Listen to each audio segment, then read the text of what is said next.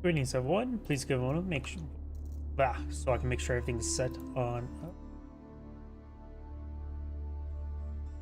I kick it going. Twitter is going.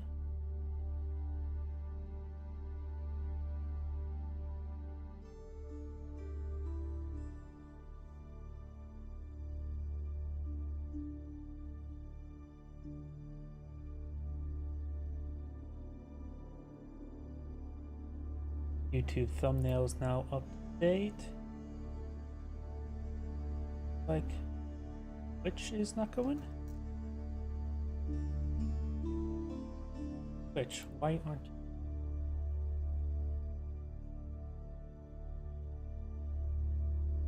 There it goes. Twitch is now going. I'll double check my other computer.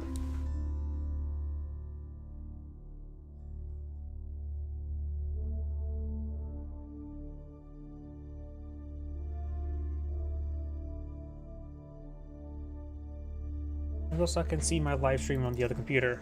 So let's see if we can't get any replays. We got some replays here.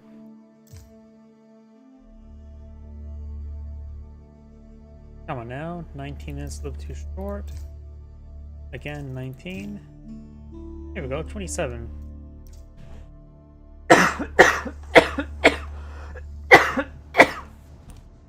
Excuse me.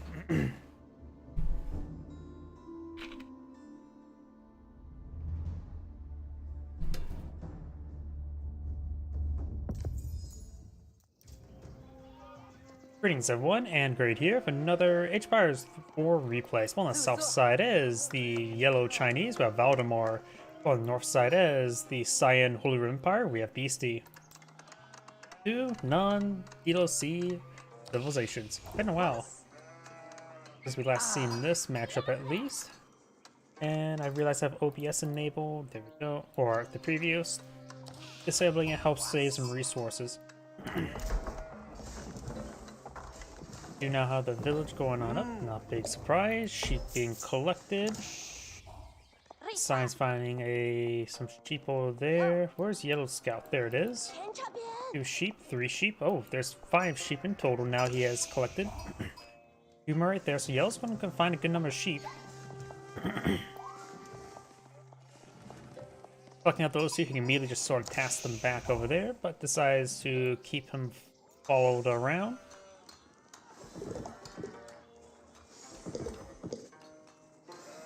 When it comes to this map, looks like Yellow's gold deposits are a bit safe. Food's next to some stone.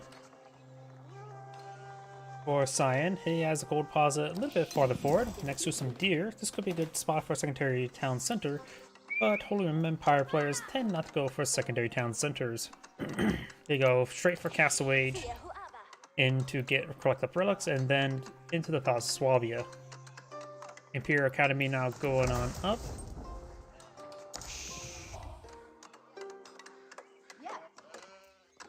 Ken Chapel is almost complete. He will get a sizable amount of wood here. He can probably even draw boar towards it as well. Sheep are being delegated to the Aachen Chapel, and the village is going to be collecting up those sheep now. Oh, and he will go and take out boar there. Right now, boar is engaging the scout, and boar is down, so no Akuna Matata for the boar. And with that boar there, he's going to be collecting it at a really rapid rate. We got a line of walls there. He thinks the Chinese player is going to eye for perhaps some horseman harass. We got the Bardicness Sun going on up, which is an area to protect the deer as well as a bit of stone. Neither side's collecting up stone the most, so neither side is eyeing for a secondary town center. So right now, the Holy Empire player will have plenty of wood, gold, and food in the foreseeable future. Song Disney now available, which it's actually been a long time since last cast vanilla Chinese, which means he will have the faster villager production rate.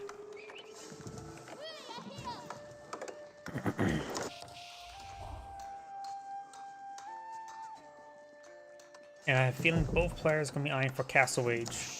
We actually do have a stable going on up. We got the Regnice Cathedral now being pulled on the field.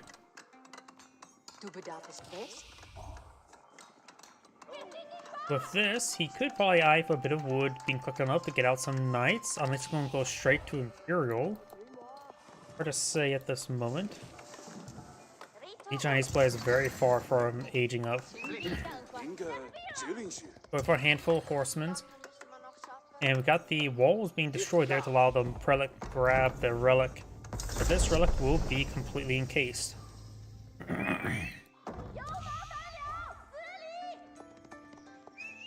And Science immediately going to be heading over to this relic, but looks like Yellow's going to be trying to encase it. We got Wooloo up there, and the horsemen are deployed out not to engage his opponent's villagers, but actually trying to engage the prelates. Very nice. He's going to try to deny the monks. This monk will go forward. He may try ghosting these walls, but yep, the relic has escaped. He may want to cancel the rest of those walls if he's paying enough attention.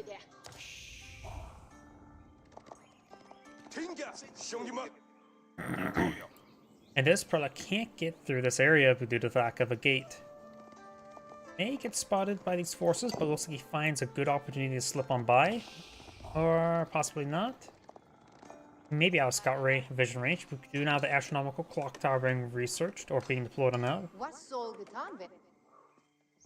2 relics picked up by Cyan. This is relic number 3. 4 has been encased. And of course 5 over here has been cased. So he just need to camp that relic for the time being. This one of course can clean up those forces by a couple of spearmen. Right now they're just regular spearmen, not even hardened spearmen.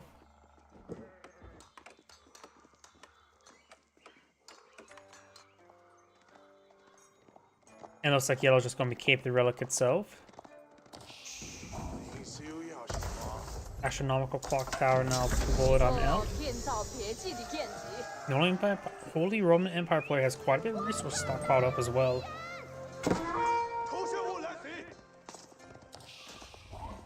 Scout does take a bit of damage there. Horseman in pursuit. You know as well I have a bit of a cough today, so you may hear me cough quite a bit. Spearmen, regular spearmen, trying to pursue the horsemen. Now they're hardened spearmen.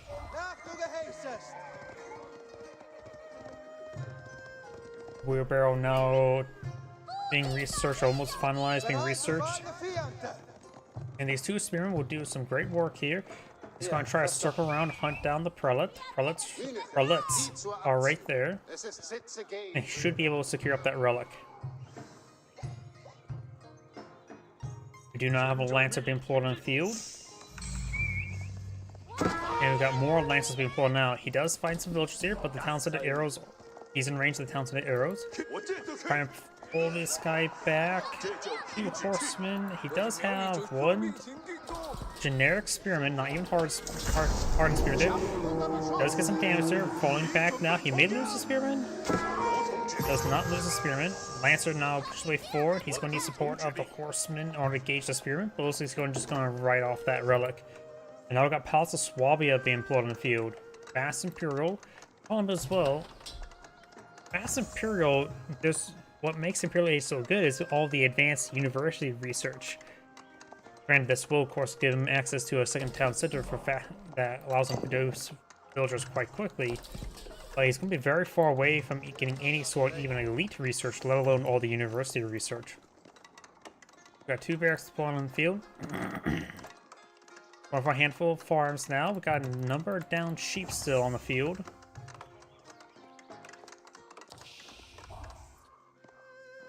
Yellow will be cleaning up this relic. Has quite a bit of force in the field. One of them's even gliding its way forward.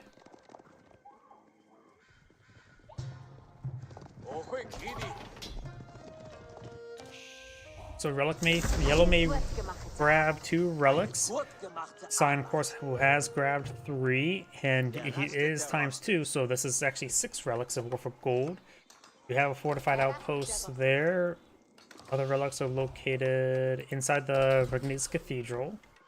And upgrading these to bomb bar and place them to allow them to get some good area denial.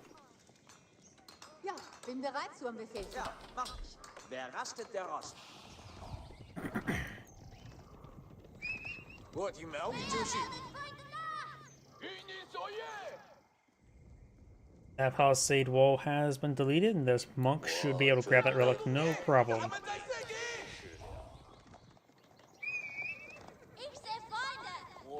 Ardent Spearman being researched by the Holy Empire now.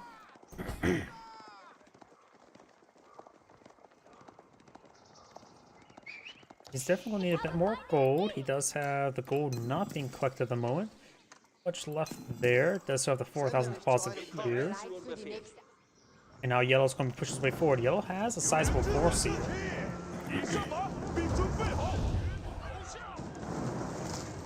And now got some man-arms being plotted out. Mix of Spearman, man-arms would be excellent for opponent composition. Spearman will be equal to Spearman.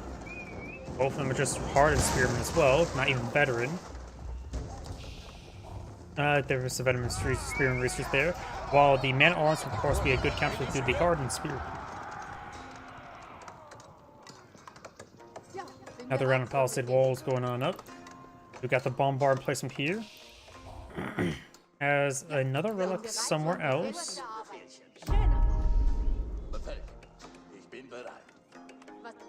Yeah, it's going to be claimed with sacred sites that can help prevent his opponent from camping and turtling up, I should say. Here we go. There's the bombard placement and fortified outpost, going for a small network of keeps, upgraded keeps, which will provide him excellent defense.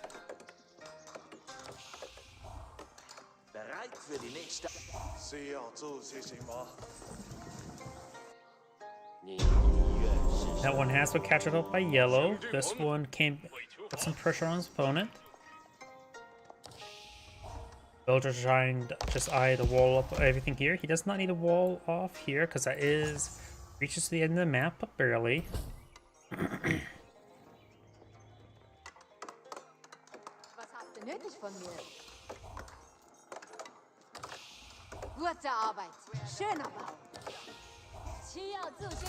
We do have Yellow having a second town center here, and a third one here. So he has 3.75 villager queues, while his opponent does have 4. And Cyan does have a villager advantage right now, and will maintain ever so slight increased lead.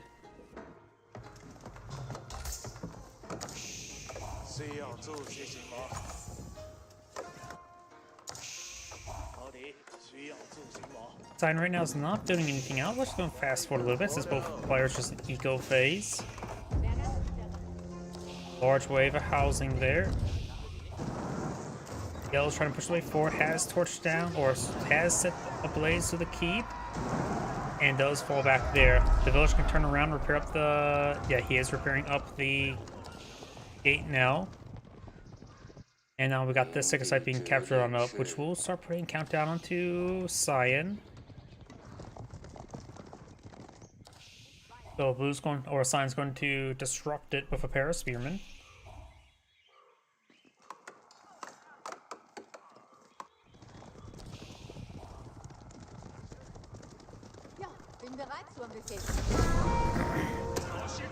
Looks like the bombard placement is in range, providing some great fire support. Trying to torch down the gate now. And took some deadly hits there, so he does need to fall back, get healed on up. Monk falling on back, Spearman trying to pursue.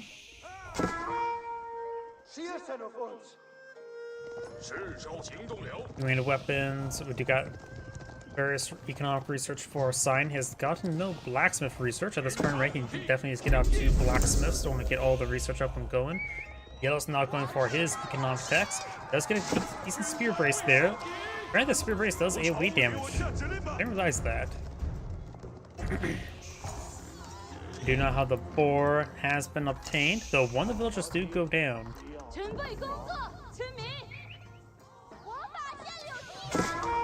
Good spear brace there.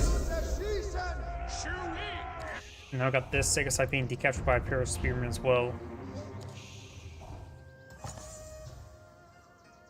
Fighting against Holy Empire player, the Chinese player should have a good idea that he will be fighting against man-at-arms. So probably a good idea to go for crossbows or hand cannoneers, but he's not age 4 just yet.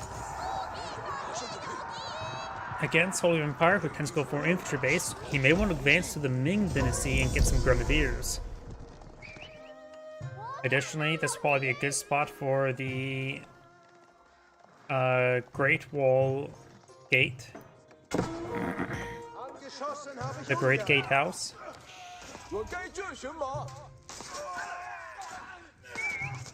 And this point has been decaptured in time.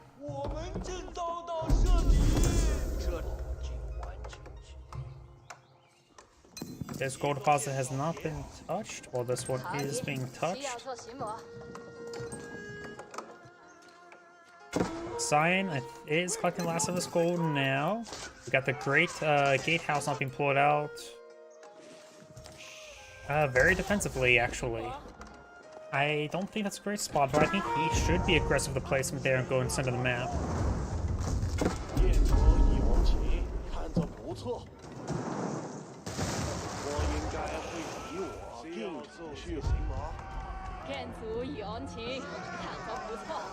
Spearman and Man-at-Arms straight forward. Will be stabbing the Imperial official now. Oh, that sound a little bit different, but is taking out some of these villagers now. Great Gatehouse is almost complete. These villagers on this side could fall back. That one does go down. A couple of them will be going down. And we'll get some good damage on those forces, but now they're out of range. Cyan right now does have a larger military in the field, 33 to 14. Now Chinese players trying to go for a large number of crossbows.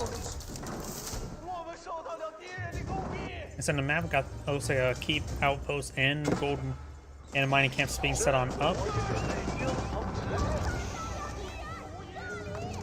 Granted, I say he should get the Great Gatehouse in the center of the map, but that was not exactly feasible. That also assumes the opponent would basically let him build it.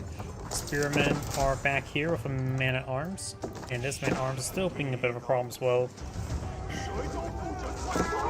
Horseman does take a fox shot there, but does not mind to upgrade this Horseman. Horseman down, so does the Lancer. Now we got these forces pushing forward, and mixed Spearmen and Man-at-Arms. We got mass crossbows being deployed on the field, and now got another keep being deployed now, as well as a town center for the emergency repairs.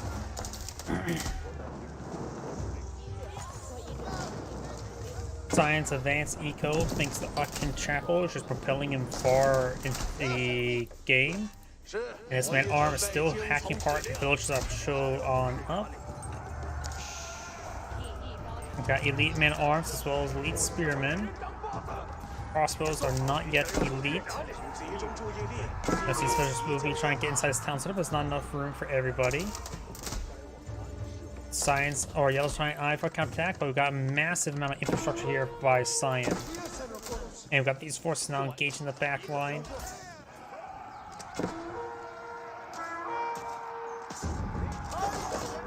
And the crossbow does go down there. Couple crossbows pushing forward, but they are going to get ripped apart. So this has his back line still not secure. Some of these villagers are starting going down. Imperial official does go down as well.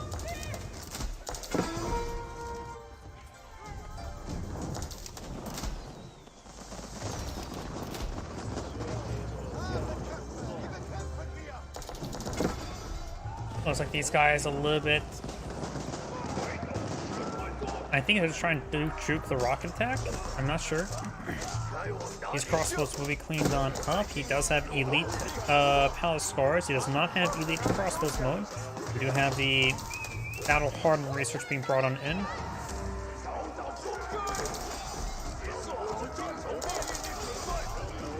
Palace Scar will be nice and mobile to help engage the various incursions.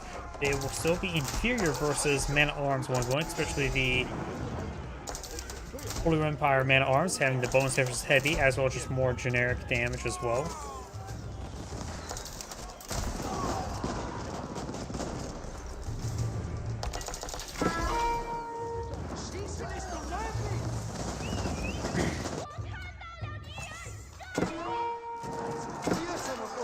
Palace Guard straight forward. The Palace Guard will still be quite good for the Spearmen. We got good number of crossbows here. He really should either elite research as well as incendiary arrows to really punch put their damage up. We already have elite army tactics for Cyan, and now he's going for the reinforced defenses and boiling oil research.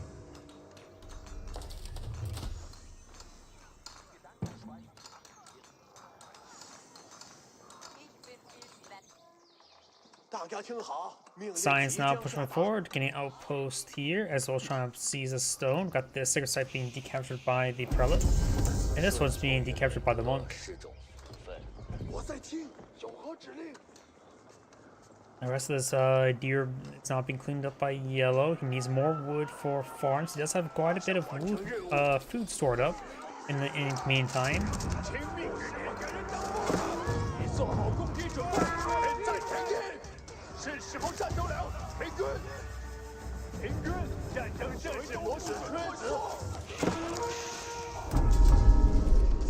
Our scars will find these villages, will rip them apart. And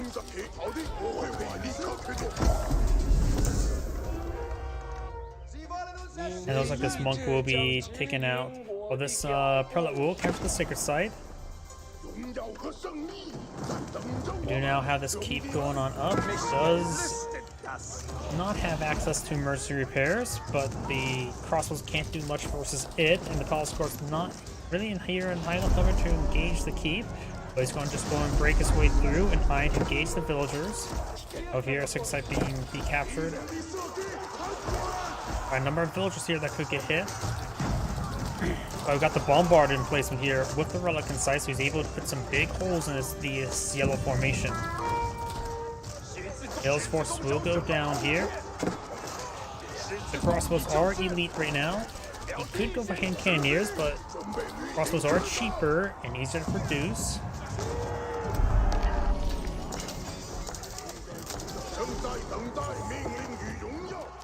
Wall is getting repaired up, and the rest of these forces will be cleaned on up. He will need eye. He is going to go for some trebuchet. He does need some trebuchet to engage all this formation. This gold in the center map is rapidly being seized. Yellow will need to contest with it. He has less relics and has no golden backline now. Though Imperial officials can still go around cooked up taxes.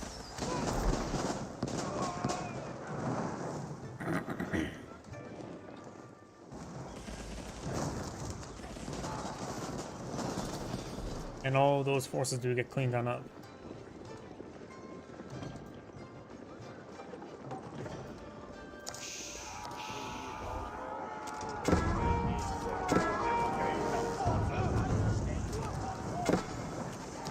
China's now trying to break through this gate, but he's going to get flanked.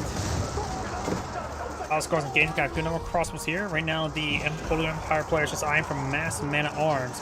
So the crossbows will be very effective in this situation. The Palace Guards will be decent for a front line. They do offer good damage as well. Not as much damage as the man-at-arms. They don't have elite army techs either, nor any blacksmith research right now for the Chinese player.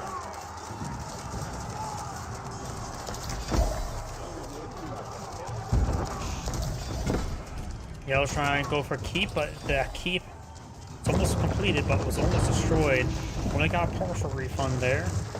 Outposts go down, and Yellow has a keep here with a relic inside, so this keep will be very hard to dismantle, especially with nearby emergency repairs. And now buildings will soon have +5 fire armor, so it can't really be torched down so much as well. This gold is being rapidly seized. The prelate is inspiring a good number of villagers there. There's the bombards. Let's get one of those forces. Trebuchets are not as great versus bombards. He's trying to overrun the bombards now. Get some damage there. Keeps. Get some damage there. Bombards attempting to be repaired by a number of villagers. Get some lance connects now mixed on in. And bombard is going to repair it on up. He will save that one. You have the trebuchets which reinforced with the keeps. And the bombards and boiling oils ripping apart this formation. Its boiling oils now doing 42 damage. Man-at-arms will force back the crossbows. Now I got the adjustable crossbows, improving attack speed of the mangonels.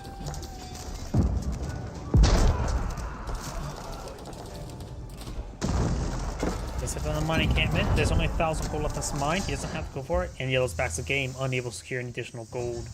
As Anagrade saying, thank you for watching, and on to the next replay. A little bit of a one-sided replay, honestly. It's just the Holy Roman Empire player is able to pull so far ahead thanks to Aachen Chapel. I've always said that Landmark is overpowered and needs to be nerfed.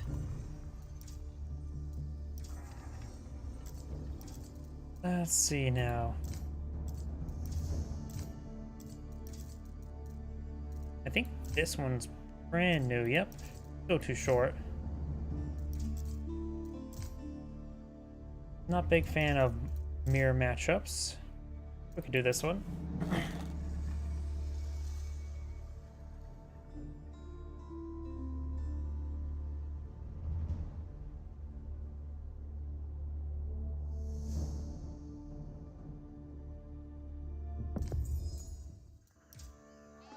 Greetings everyone, and Great here for another Age of Empires 4 replay. So on bottom right side as the Yellow English, we have Beastie.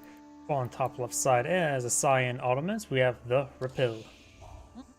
Going immediately for 2 farms, spending some of his wood on it, which will prolong the, honestly, lifespan of the sheep, the usage time of the sheep. Yellow finds his first couple sheeple. Cyan's gonna find some here. Got a mining camp and house here. No wave of stone being collected up by the Ottoman players, who's not eyeing for an early military academy. Let's see now, how would AH2 fare? English player will probably go for longbowmen with a mix of spearmen and or man-at-arms.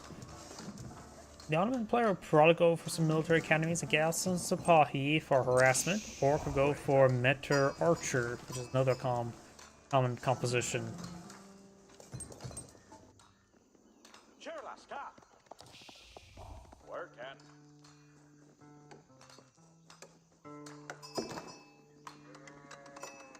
We've got the twin minaret meteors being deployed on the field, as well as the council hall.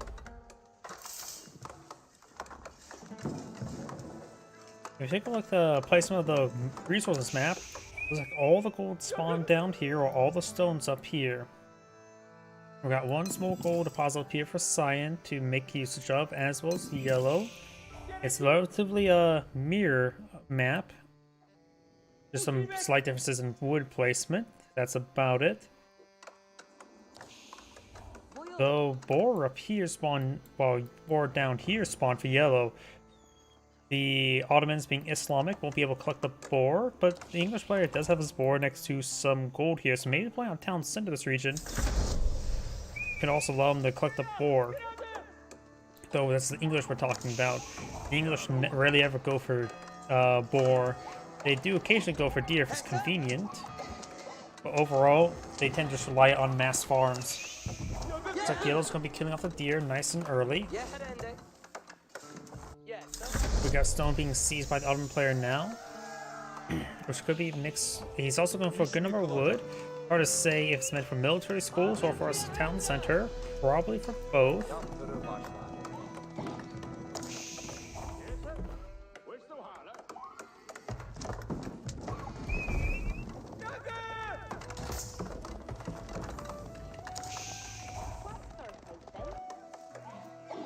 Avcılık and good. Cyan's now going for our town center here. Help him cut the deer, no problem. Still got a couple villagers here on stone, so we may be eyeing for those military academies relatively soon.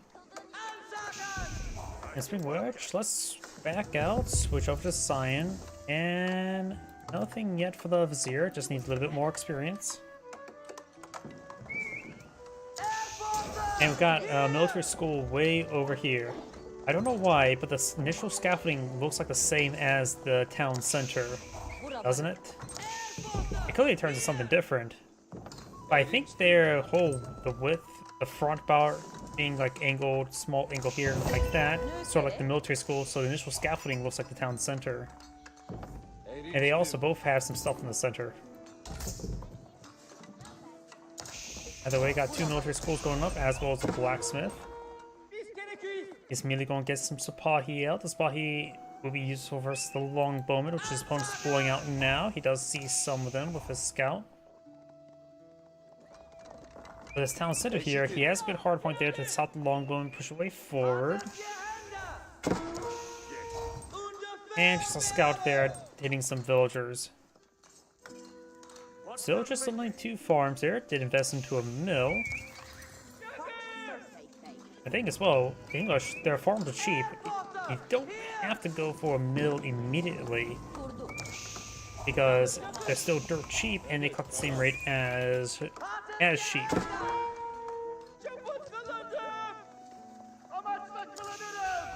King's Palace not being pulled out by the English player, which does act as a secondary town center. Sipahi pursuing these forces. The Ottoman player is not too far from aging up. Needs a little bit more gold and food, which is all that particularly requires. And now we do have a line of walls being pulled out over here.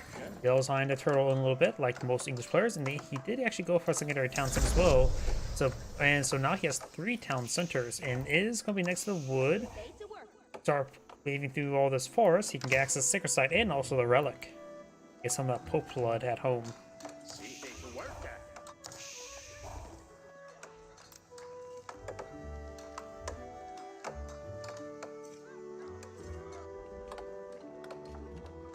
Got another gate here for some odd reason.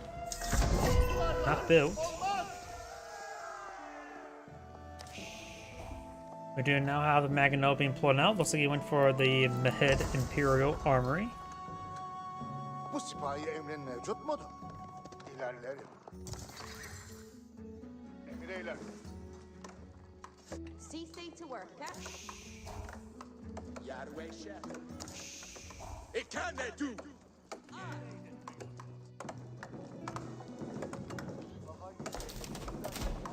Hadret over Heyotes!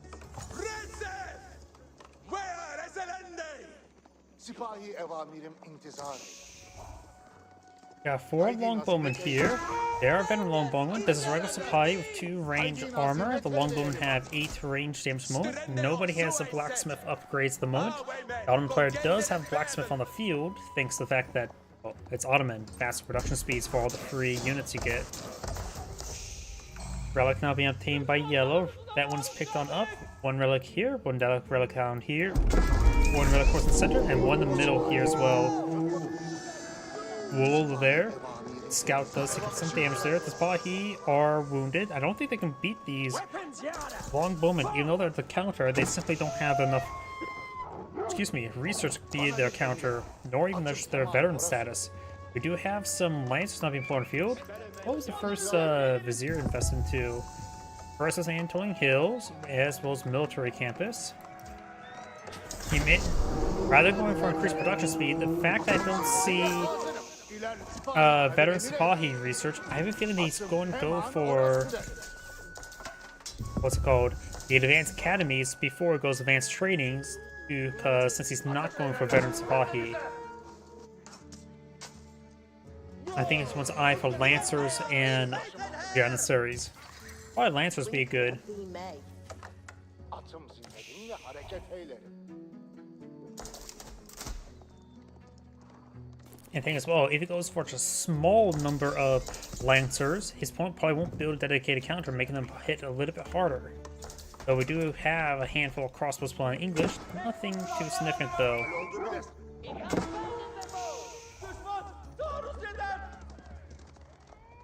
English players eyeing for spearmen, longbowmen, so he does actually have accounts of the lancers. But some men-at-arms would be very useful, which don't require advanced academies. Speaking of which, he's going for some men-at-arms, not through the advanced academies. At least I don't think. Oh, he is going for the military schools. Those Sipahi do get cleaned on up. Up here we do have more forces heading to the relic. Science picked up 1. And Yellow has picked up 2 more, bring them back home. And the last one simply not obtainable by either side at the moment. Cyan, Good swing to Rappy, man. yeah, they have about the same amount of trees left. Line of palisade walls over here. Some local doggos may try to steal their sticks. And we've got these lancers and Scout falling back. Scout does take a bit of a beating. Yellow is now cleaning up this gold in this region. There's also Pumbaa nearby if he gets done with the gold. It goes in outpost for some odd reason.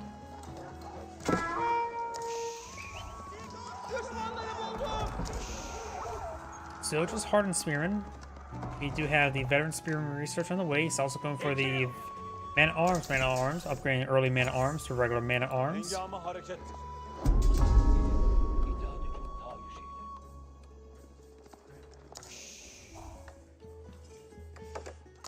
Maybe a good idea to go for another lumber camp right there. Right now, Yellow does have a slight villager advantage. And Cyan could eye for also trade bags to get more gold. So he did go for the faster trading first. Because right now this trade post is not really being touched. He could perhaps send some villagers to collect some stone, or collect a bit of the remaining of this stone, eye for a keep and maybe some stone walls, then go for some trade, possibly. Both sides are catching up a sacred site now.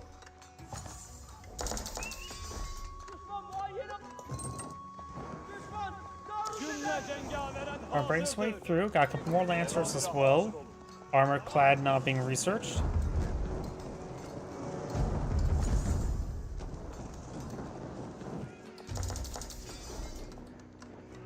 Yellow's going for a gate here. Cyan may spot it. And now would probably be a roughly good time. He does fall back now.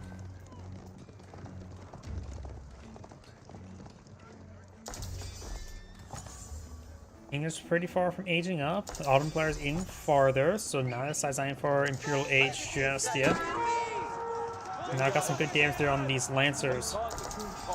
Got some blacksmith research, more on the way.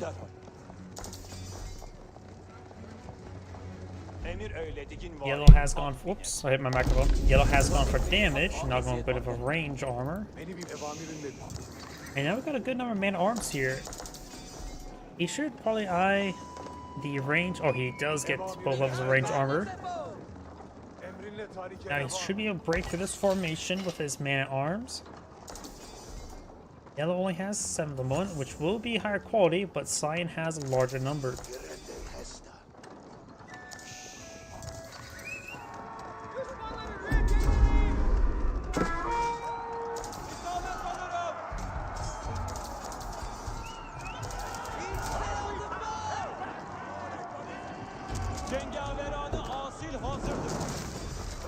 One outpost does go down. Now we got a big line of stone walls now being put on the field.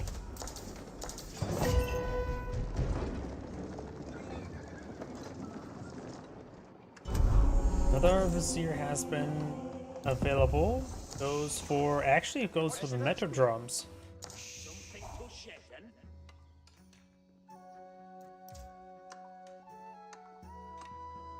Palisade wall now going on up, or gate. And we got these stone walls pretty well being built. This trade post is on the other side though. Design can still use it for trade.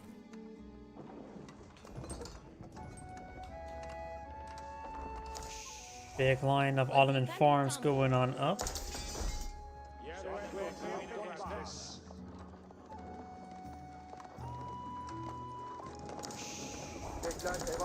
Cyan's trying to push his way forward. Second site being decaptured. Yellow has a monk up front that will quickly go down. Got a good number Spearman, does get some good hits on the Lancers. Spahi and Lancers getting hit. Soft retreating away. His man-at-arms may want to turn around and engage. Maganos rolls a quite sizable miss there. Got 3 Spring Golds there. The scout in this region is able, 2 scouts here, provide some good vision spotting there. Metter gets killed off, and now slowly Metter in that formation. Got 2 more being brought up now. Now they're starting to radius there. The Metter's going to have the attack speed benefit. Sign has 1 Spring Gold there. That's a shot there in Yellow Spring Gold. No retaliation in return. Yellow's being pushed on forward as Mangonels hit them. Spring Gold does go down there. Couple Man-at-Arms trying to hit the Man-at-Arms with the Spring Golds now. Yellow's front line is starting to disintegrate. The sign had a superior number of Man-at-Arms to formation. Both sides just lost Spring Gold. Yellow's almost down as well. Long as Mangonels are pushed far forward. There goes that last Mangonel. Do not get network castles here, providing attack speed increase. It's just network castles, no network citadels. Yellow's now eyeing to grab some of these resources on his opponent's side of the map. Berkshire Castle now being pulled out over here. Just hope him keep his gold safe, his future gold income. And Sign does not see this. He's relatively close to aging up, needs a lot more food, has plenty of gold.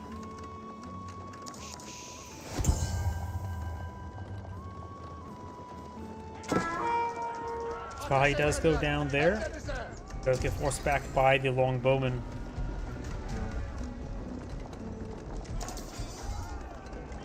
I'll break through this gate now, but he's not going to stop the deployment of the Berkshire Castle. Does fall back there. Berkshire Castle will now be firing away. Of course, his range does extend out quite far.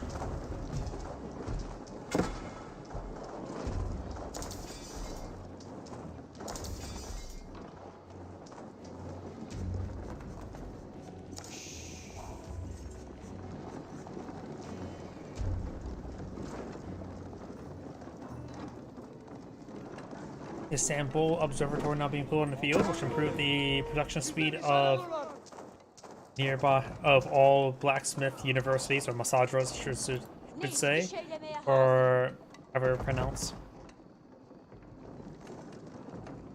as well as blacksmiths. It also does provide him a free university, so he has to pay the resource to build that as well.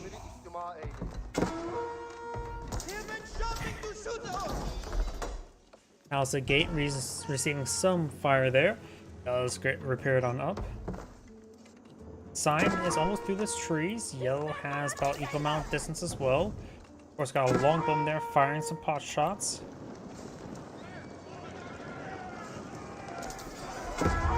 Yellow only has 9 Man-at-Arms on the field, and good number of crossbows, while his opponent does have 38. Not as many crossbows, but he's not really fighting against a armored force.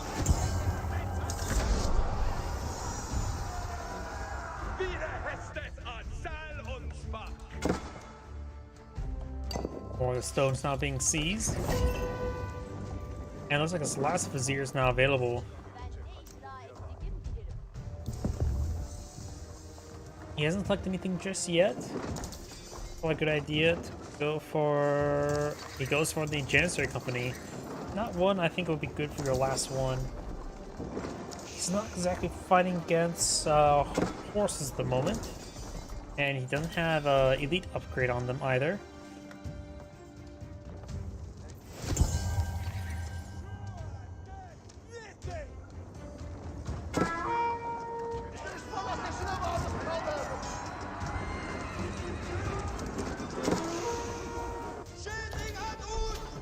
Got some torches over here. Yellow has a small force, bringing us down to Mangonels. Springball push way forward. Janissaries can take time to repair up the Mangonels themselves. Springball may take out this Mangonel. Finds an excellent hit there. He does have elite upgrades. The English player, while the Ottoman player is not going to receive the upgrades. Trying to overrun his forces, has Sipahi push way forward as well as some Lancers. Yellow's force is starting to get whittled down. Crossbows and longbow do move at the same rate, unless the longbow will be killed off. Crossbows will escape onto there. Man-at-Arms shrinking their way forward. Mangonel's still far away back. Got some spring golds here as well. Yellow's Man-at-Arms falling back. We're seeing too much damage there from the crossbows.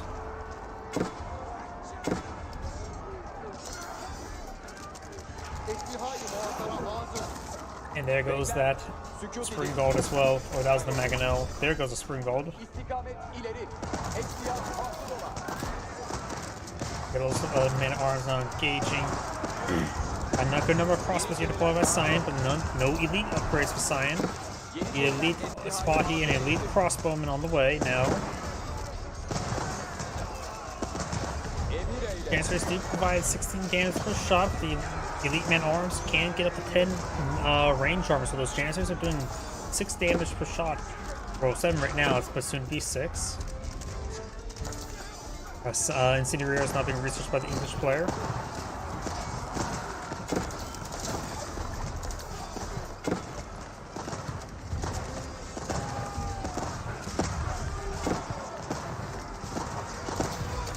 The spy does go down there. Man at arms, push way forward. Now got a Metro here. The increased attack speed will greatly help him out. Autumn player does have plenty of wood at the moment, not a lot of gold or food. Well, the English player has plenty of food and gold. Not a lot of wood at the moment. And some of his units are getting caught up on some of these farms. Spy pushing way forward, but getting hit significantly. Got some man arms pushing way forward over here. Got one military school being pulled out, as well as the more barracks.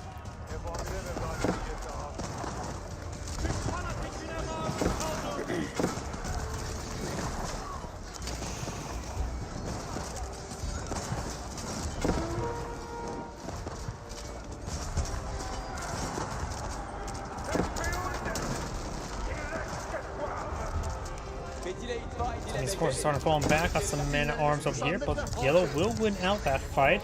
Got one spearman there, nothing too significant, and got a yellow keep here to deny some of that wood. Spahi and Metrics now engaging the men at arms now. Longbone going straight for the Ottoman villagers. Needs great damage for them.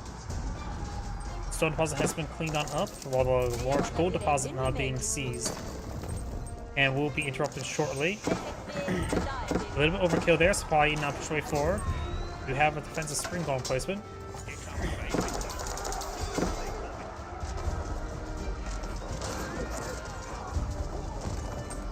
Let's let the Spahi are getting ripped apart. Not enough for them. The archers having the bonus damage of incendiaries is providing massive amount of damage benefits, while the Spahi do not have biology research just yet. Got a secondary town center, or additional town center being employed by Cyan now. But make it interrupted. Yellow's not going to try to break through this tree line. Town center has been interrupted. We do now have Tide Farm being researched by the English player. And the Great Bombard is now getting attacked by the various forces. He is getting repaired on up. Great Bombard now engaging some of the man at arms.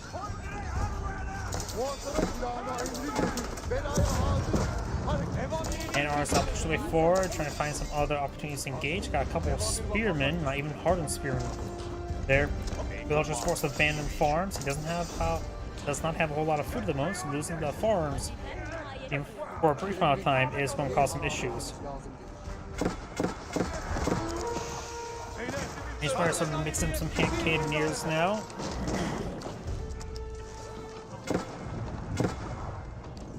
Yellow's simply everywhere. Council's now garrison. Signs down to 98 villagers. This opponent has 147. Yellow can lose some villagers, while Cyan needs more villagers. So this keep here will be important in getting some more villagers. And looks like Cyan does back the game now. This Angrade saying, thank you for watching, and on to next replay. Couple things I want to do. Something I've been trying to force myself is to utilize the WSDF rather than trying to push the side of the screen like normal people. Mouse button pan, edge screen pan. Oh, you can only go down 25%. Oh, you can actually just straight up turn it off. I want to try doing that. See how it goes. Also, before I get started, I want to grab a nearby energy drink. I'm a little bit drowsy at the moment. I ate a little bit of a big lunch, so I'm gonna grab some caffeine. One moment, please.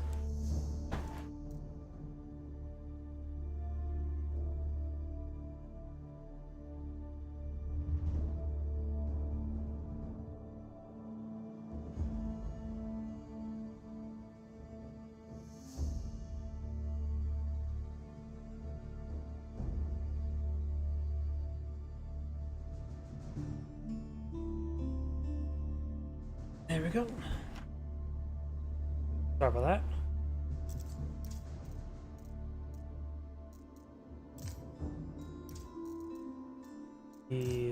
Nope.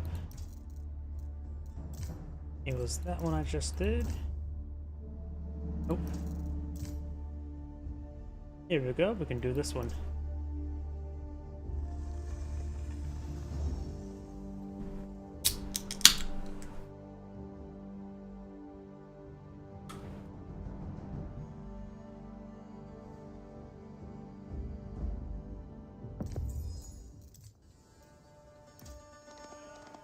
Greetings everyone, and Great here for another HBars 4 replay. Spawn on top left side as the pink Holy Room Empire player. We have New Moon Dawn. Spawn on bottom right side as the yellow Mullions. We have Beastie.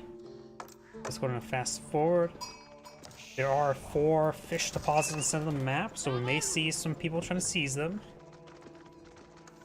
Pink is going to try to seize the fish deposit, and that's actually a little bit strange for Holy Room Empire players, because the Aachen Chapel, in my opinion, is overpowered. Mine players, of course, going to go for some gold, investing all of us early wood into it.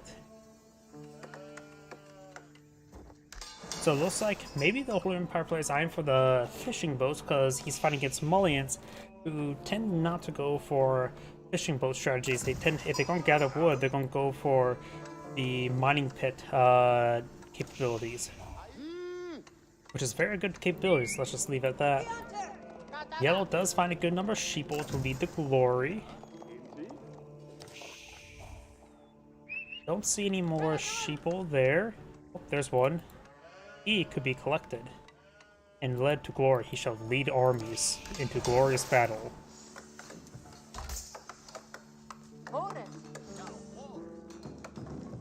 And he is collecting the last of this wood. He needs to make sure to get enough wood there for a lumber camp so he doesn't have to worry about long distance harvesting. And this would be a good spot for a lumber camp right around there. And he doesn't have enough wood actually for a lumber camp. He just spent all of it on the fishing boats. He has 4 fishing boats in the field. It's probably a good idea to not go any more than that. There's only 4 shore fish. Investing 75 each per ship, and that's 2,000 food here. So you just invested 300 wood to get 2,000 food, which sounds like a pretty good conversion rate, but does take a bit of time. Aachen Chapel not being employed in the field, which can also act as this wood drop off. As with Mons Quarry, like the Aachen Chapel will be covering up these villages here, as with stone deposit there. So this will give him all the wood, gold, and stone he needs, plus the sheep will be collected quickly as well. So right now, next stage, he will have a 40% collection rate increase, which is absurd. Gold outpost not being blown in field. He may be eyeing for an arrow emplacement there, which help him deny at least 2 fishing deposits. Does get some good damage there. Even the bonus arrows, the garrison arrows would do some extra damage. Pulls him back one time. If he goes for an arrow slit research, he will be able to cover this fish deposit there as well, so it is a good idea to go for the arrow slit. He's going for the arrow slit. He's also getting out Hardened Donzo. We got this mining camp completely encased, so maybe not eyeing to go for any gold-based units this age, and eyeing just to go for maximum passive collection. I'm not sure what's inside the outpost. Does take out Donzo. Very good item for that. And a Donzo, just having simply one to pressure the dock itself is very useful. Does have a couple of Donzo and a javelin thrower there, trying to camp some of the relics. Got the Reganese Cathedral now being pulled on out. Science gonna go ahead and deposit those deer. Not deer, sheep. Might as well escort them all the way back home. He already got the kill there, never mind. I was gonna say he can escort them all the way back home in order so he doesn't accidentally get grabbed.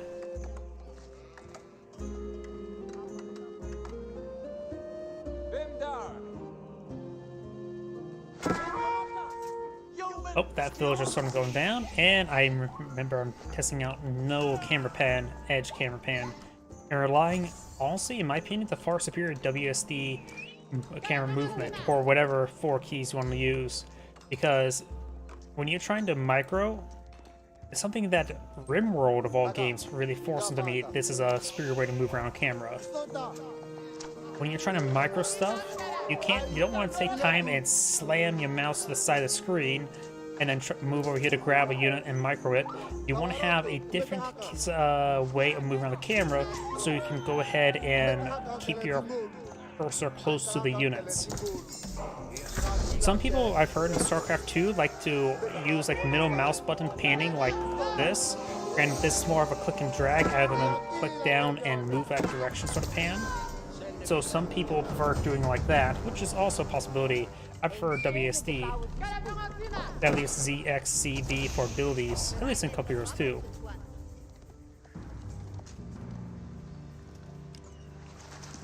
I guess one way to improve your game is literally camera controls.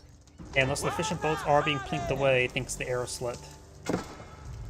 And he's not paying attention, so this outpost does deny all that food. Destroy value is definitely not calculating fishing boats. He definitely killed 4, and the scout, and 1 villager. So fishing boats counts as 0, while the scout is 70 and the villager is 50. That's where the 120 comes from. Javelin throwers do have a range of 6. Outpost with an arrow slit has a range of 7. So, given right positioning, javelin throwers can outrange the outpost and hit and harass the targets there. Lancer Patrol 4, Donzos get some good javelin throws there, which too does bonus damage versus cavalry, not just their stabbing. That dock is good as useless right now, thanks to that nearby outpost. Taking it down quickly is not necessary. You can take it down slowly, maybe use that scout. And it looks like he may, nope, does not lose that hardened Donzo. I hear the Musafati warriors. And now got some before battery rams in on the field. He is not eyeing for H3 anytime soon. This one has H3, going for a spring golden placement somewhere. Right back here. He has claimed 1 relic and picked up 1. I'm not sure. Looks like it's inside the Ringnees Cathedral. Even throwing inside the outpost wouldn't be half bad. Just give it more of a damage resistance.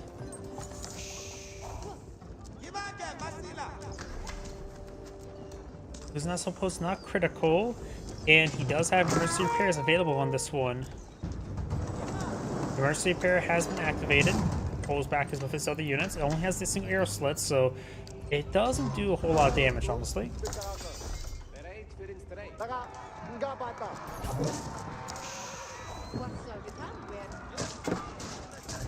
Gains a good damage there.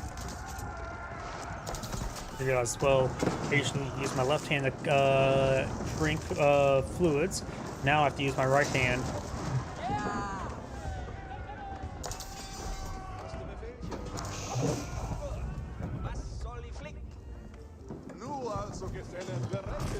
We now have the Donzo, Musafati Warrior, and Javelin Throwers now making their way over here. This is upgrade for Spring Gold, being fortified now. May want to throw one of the relics inside of it. 2 relics have been claimed by Pink. The last ones are located here. 1 way down here, and the last one is, I'm not sure where it's located at. Pink has picked it up somewhere, so it's somewhere. Multiple battery rams not being pulled out the mullions. He does have some cattle ranges slowly building them out. Scout will go down. Not big surprise.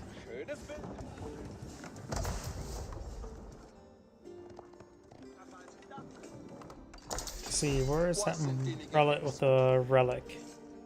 There it is. Going towards the sacred site, or maybe I'm not sure where he's going. Ritter im Sattel. Eine Ehre zu gehorchen. Pink has no upgrades at the moment. Yellow has a handful of upgrades. And since he can't really break through his opponent's base, he can finally break the dock. Yellow's collecting quite a bit of gold there. Got a couple Donzo here. They do get a good javelin throw.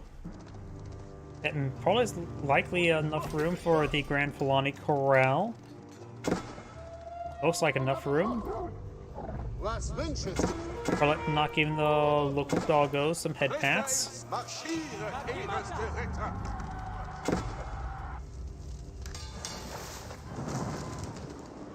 Pink's losing some infrastructure. He has enough losing the housing would put on pop cap.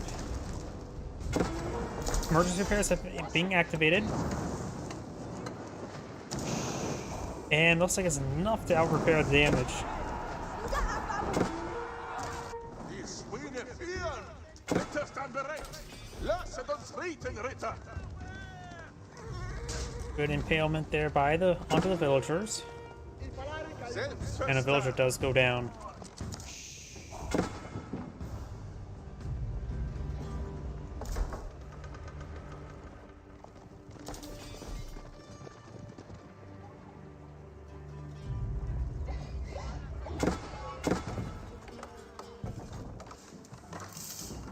More farms going up and going to be trying to reclaim this gold. Not necessarily reclaim it, just trying to claim it. Edle Ritter sind bereit. Battery here will go down, sees a good number of man-at-arms and some lance connects. Good damage there. Vorschriften. A couple of these knights are severely wounded and knock the Grand Fulani Corral not being put on the field. And remember as well, cows do benefit from horticulture and the other economic research. It was a good idea to get those to make your cows produce more food. It does not interact with the Grand Fulani Corral, only the cows inside the cattle ranches. Das soll mich überleben. Spring Golem placement there, being fortified now. Emergency repairs off cooldown. Does get a good hit there on the villagers. Trying to find some more villagers now. It's been fortified. A lot more lance connects being put on the field, so archers will be useful against them.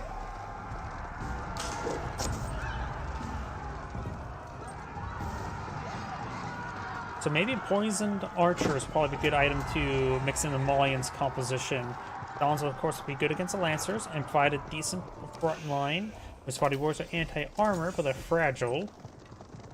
The archers in the back line can up and do the lance connects, as well as provide some damage support against the man-at-arms with the poison arrows, as well as the Lancers.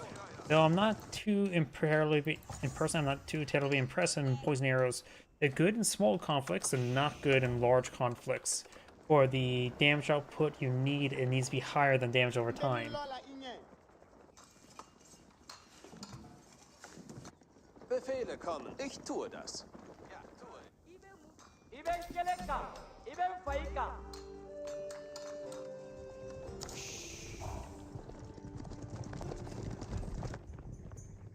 Relic has picked up a relic.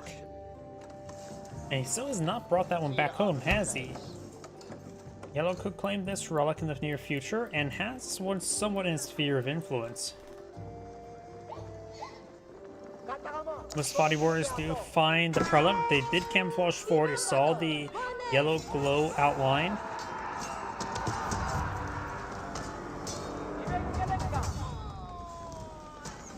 And she will be sliced up there. But it does say alive. You could try torching down that outpost with emergency repairs nearby. It won't go too great. We got another outpost being upgraded with spring gold and fortified. No relics and the other spring gold emplacements. We now have the walls being repaired on up.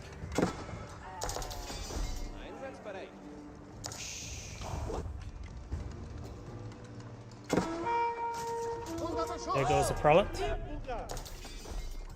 Miss Spotty Warriors now trying to pursue the Lancer. Yeah, I'm still seeing me trying to edge pan, Viene guerra. and it is a bad habit to break out. That's why I'm doing it all the way through. Just go all the way. There goes the knight. Seid bereit für die Schlacht. Was Do you have wünschest du? two-handed weapons? No blunt weapons? He's not fighting against anything that has heavy armor. The only thing that has heavy armor for the Mullions is the sofa, so he doesn't need to research blunt weapons. Erste Befehlchen.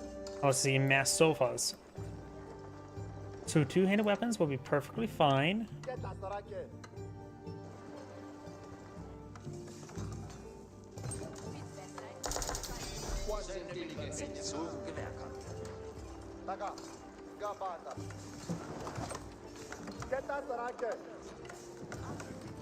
Think about reducing the speed of the edge and keyboard panning as well.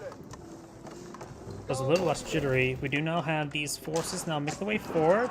They have hold of their torches. We got Magan on the back line, ready to put some holes in his formation. He hasn't seen it just yet, so it could do some significant amount of damage. The outpost has been upgraded or has been garrisoned with a relic as well, so it's getting some extra damage. Over here, we've got these Musfati warriors trying to break through the walls, and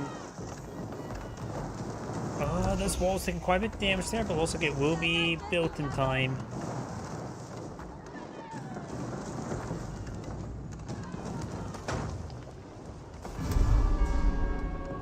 All those stone walls have gone up. Got more stone walls being pulled out over here, and Yellow's backing on off. Big wave of battery rams not being pulled up by Yellow. May actually break this one stone wall.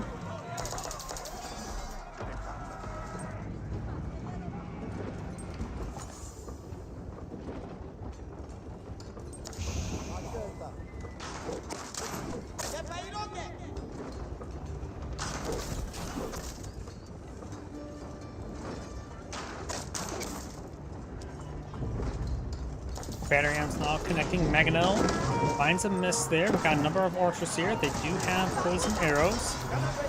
Circles way forward. Battery rams will connect with the outpost. Maganel gets some great shots there. Maganel will go down before we have another volley. Lance Connect's not being focused down. Some of the man arms are getting hit, and some are a little bit poisoned. And looks like the outpost may be safe here. One's getting mass repaired, one's getting emergency repaired. This outpost has been saved and now at full health. But the other one will be saved by the infantry forces. So good defense there by Pink. The army kill value is very similar, so that is equal. More Musfati warriors now being pulled on out, and now we've got Fort of the Huntress now being pulled on out, which could give him a camouflage or a stealth capability for all nearby units.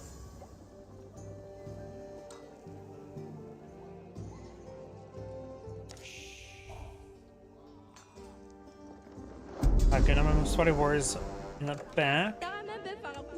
And a number of forces here, so he may have seen them being brought on in. Could try just keep him. Here's something I like to do as Mongols.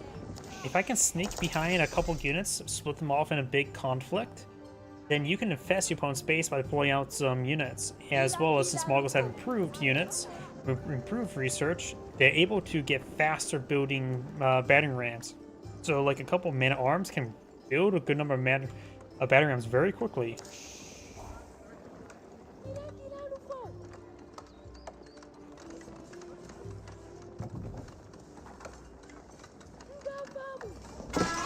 It does find a villager there. Trying to get some more villager kills. Very nice. Got Palace Swab being put on field, which will allow him to fabricate villagers as well. Yell right now does have a superior number of villagers. Yell has done a good enough job of killing off villagers. His Musfati warriors must have been a bit more active than I realized. The rest of the Yellow's forces will be cleaned on up. Now, last one has been cleaned up. Yellow does have both sacred sites. I got a Fort of the Huntress now deployed on out. Go for some of the boiling oil research. There's quite a bit of stone stored up as well. Let's see, let's go look on the map where gold is located at. The gold, wood, and stone here. A bit of gold and stone here as well, and gold and stone here as well. The fort of the hunters is next to a gold and stone deposit and can project towards this stone deposit as well. Mining pit being pulled out over here. Bereitet euch. Befehl He zu kommen. does need to start eyeing for some gold deposits away from his base, though he does have a pitiful amount left there, a decent amount left there. He does, of course, have the relics help supplement any sort of gold income. He does have 3, which means 6 relics.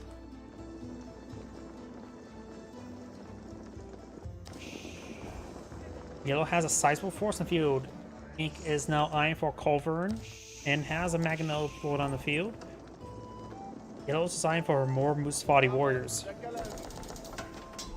We do now have precision training. Increase the range damage of Donzo by 6, archers by 2, and jam throwers. I'm not familiar with this research. This has to be relatively new research. Range damage of archers by 2. Whoa. And javelin throwers by 3, which is decent. And javelin throw of the Donzo with a little extra damage as well, which is nice. But I don't think I've ever seen that research. That has to be relatively new, probably from a recent patch. You don't really see Mullions play too often, nor Mongols. Feindesschüsse stören mein Ross. Mein Feuer. Most has been new civilizations, and most people have been playing those. Keep going on up. We'll see some Spring Gold Fire, at least from the outpost. Musfati Wars camouflaging the way forward. There's no scout over here, so the Musfati Wars are not detected at the moment. But the formations should be a little bit weird. Great hit there on the archers. They need to overrun the Mangonel. Mangonel line up a shot there. No, Mangonel's not being called to task. Could have wiped out a whole formation of archers. May find, no, does not find another volley there. Yellow's able to overrun this force. The keep has him pulling the field and will get garrison inside. Does not have the slate and stone construction for more fire armor. Yellow's not trying to push his opponent's base. Pink has a large amount of food and gold. It needs time for more man arms. It needs more than just 2 barracks. Going for a number of lance connects, not remaxing all too well.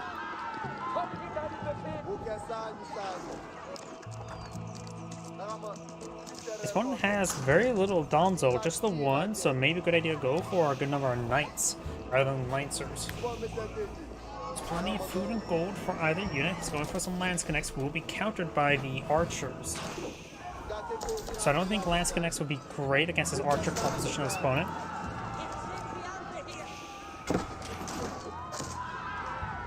And now we do have the elite armor tactics. We do have the local knowledge.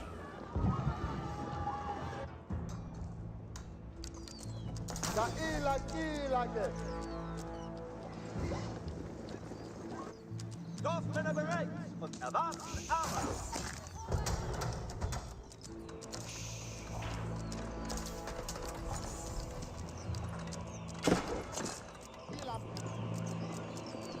Yellow's not pushing towards this keep. Maybe good idea to back off and get some battery rams out. He has plenty of population space at the moment. Trying to torch down. This opponent does not have slate and stone construction. He's taking more torch damage. 20 torch damage, -5, so 15 torch damage. And of course, it is a bombard there with support of a Culverin. Now got some Musfati gunners now being pulled him out.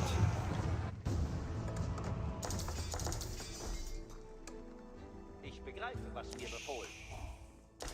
Yellow has this gold being claimed on up.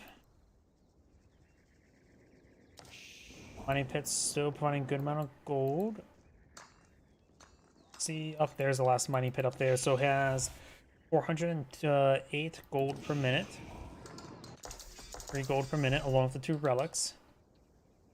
And the 2 sacred sites, in fact, look at the sacred site victory. 3 minutes 40 seconds remaining. Musfati warriors camouflaging the way forward. And there may be opening here relatively soon. Doesn't appear to be.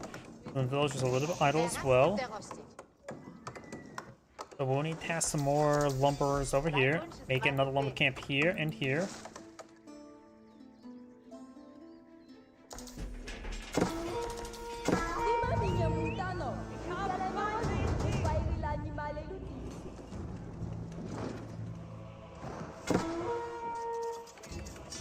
Most fighting warriors have broken their way through, and they will be shanked.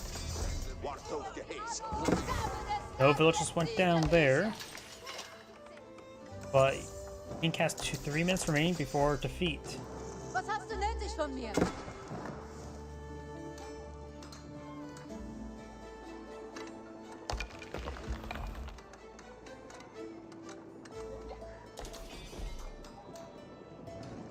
Steht Strafgesellen. Neue Befehlchen. Ich begreife meine Gehäuse. Wir marschieren zur Herzen. Stillgestanden, ihr Herren. Wir marschieren zum Siege. Soll die Feinde schießen. Welche zu gehorchen. Japanese forces now push right forward. Got a number of Mustafati warriors and Donzo archers engaging.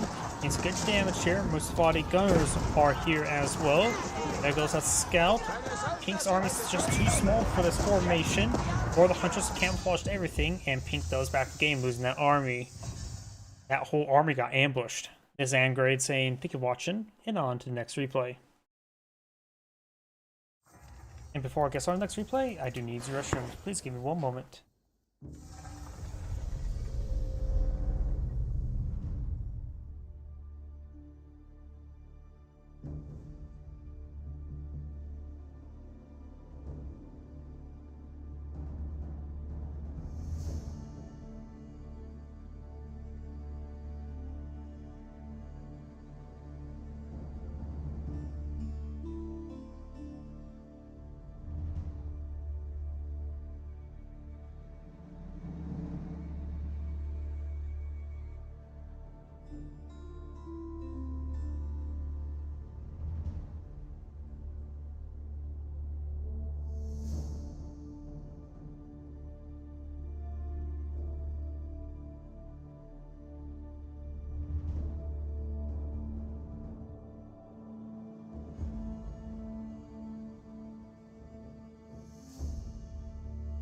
Sorry about that.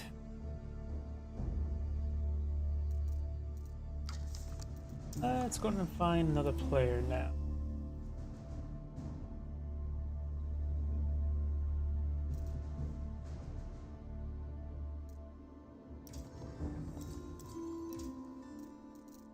Got some replays here. Too short. Do this one. So those on the shorter side. That one, but shorter side.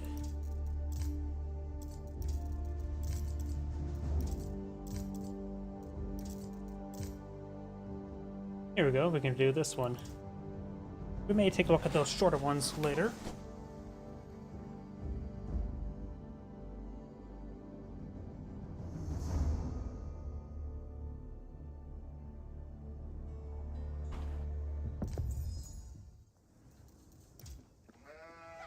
Greetings everyone, Angrade here with another Age of Empires 4 replay. Spawn on the north side as the Yellow Rus, we have Lustro, capital N.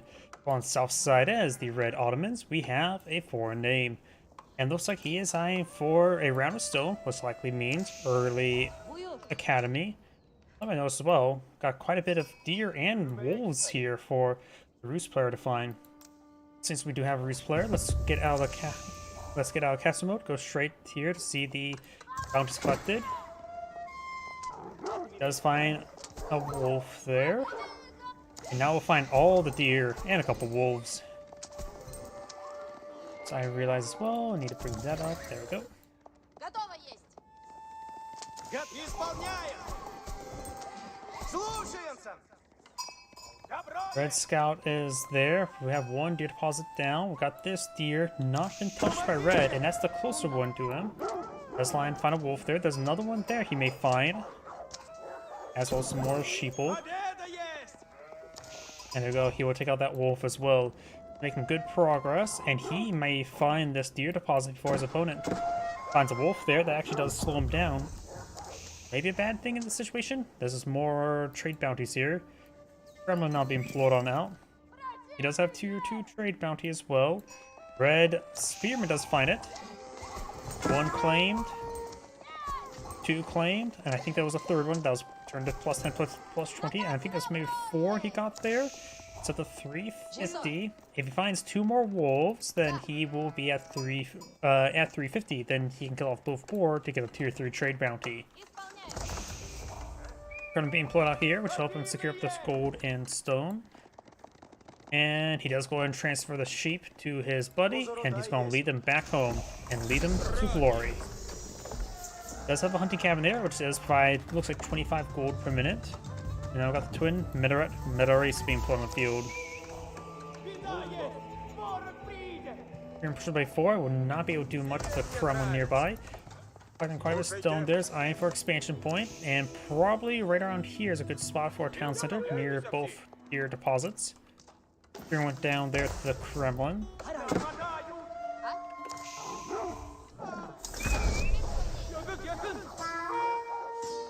And the wolf is providing some damage there for yellow. The wolf is now being brought back home, and the wolf will be stabbed to death by the spearman. That's going to try to kill off the scout there. With a spearman nearby, which will prevent him from losing those sheep.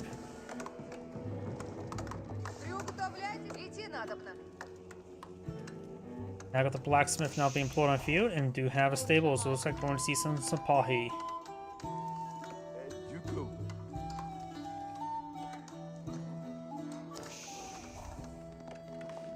Scout over here.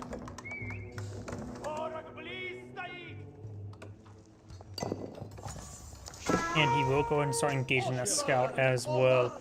You now have the double broad axe now being researched. Oh, and the militia there do die from dysentery.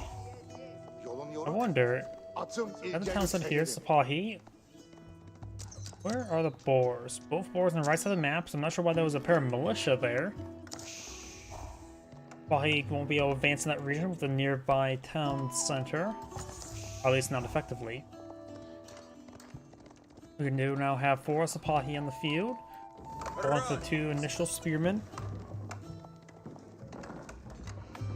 Number of stables been flown out. Let's go going to deploy out some knights. First Roos early knight now being flown out. Scout now being pursued. Scout has full health, or near full health. And Scout push is just eye to garrison the Kremlin.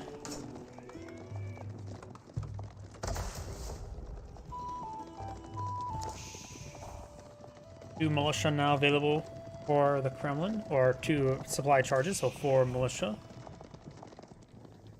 Line of fortified palisade walls not being put on the field. They've ghosted, but there's still 1 corner piece not built there.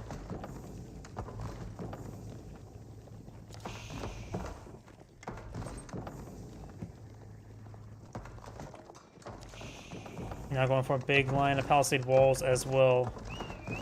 This will keep his back lines safe. Trying to think of what a good spot would be for the high trade house for the Roos.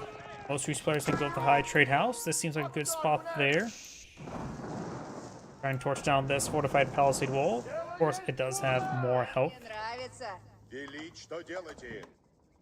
Needs a couple more knights before we can successfully engage the Sipahi. There's 4 of them there. Probably a good idea to get out at least 3 knights before trying to charge over here. And make sure you don't accidentally hit the scout. Both moves her way over here to repair out the palisade wall. We do have a knight and scout here. Decent damage at the town center. Town center not being built, and those forces being warded away by the spearmen. Does get a charge attack there. Good hit, but it's not a French Royal Knight, but does get the kill there. If the scouts would have got a couple shanks there, then that villager would have gotten down to 2 knight hits. Scout may be going down.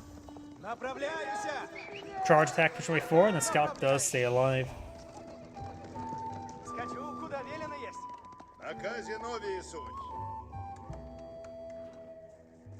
наказе будут. Looks like almost all the deer have been claimed. I see 1, 2 down deer. This one's pretty far away. Nope, there's a third one there. Hunting cabin right.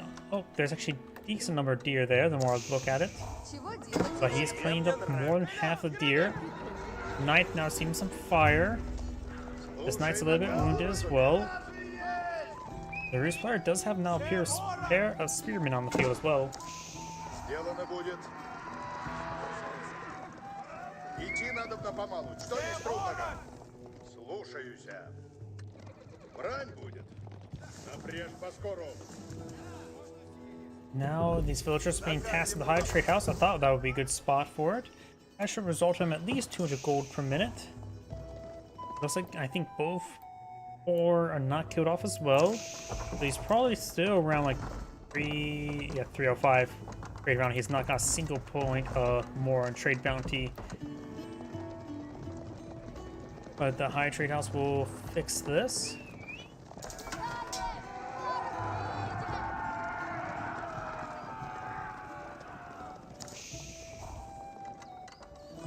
Ahead, Imperial Armory now being plotted out, which will give him some free siege weapons. İş mi kılacaksın?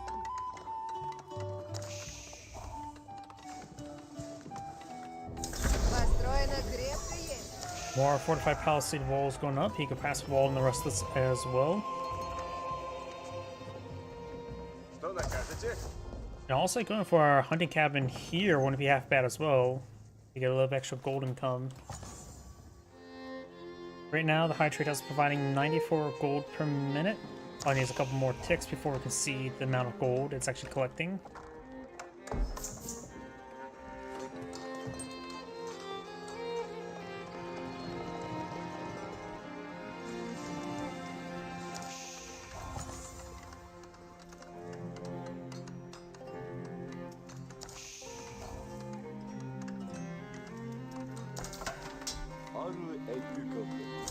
Bunu atmadım bile büyet eyler. Now I do have a Maganel, of course, being automatically queued on up. It take one every 2 minutes-ish, a little over 2 minutes. A couple more military schools now being plotted out as well. Let's switch over to the Ottoman in order to see his Vizier. Went for Antolin Hills and Military Campus.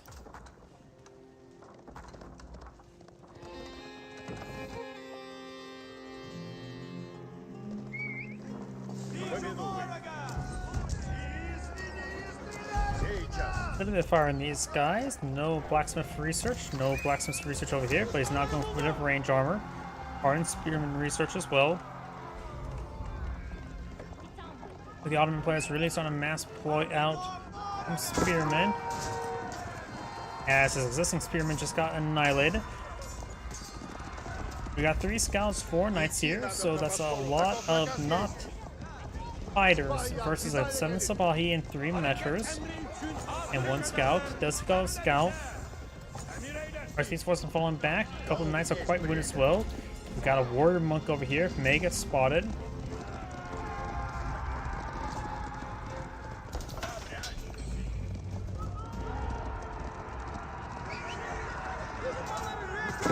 No spear brace there. Does get some damage off the spearman. Now I'm for a bit of a counterattack. And maybe a good idea to use the Wolo.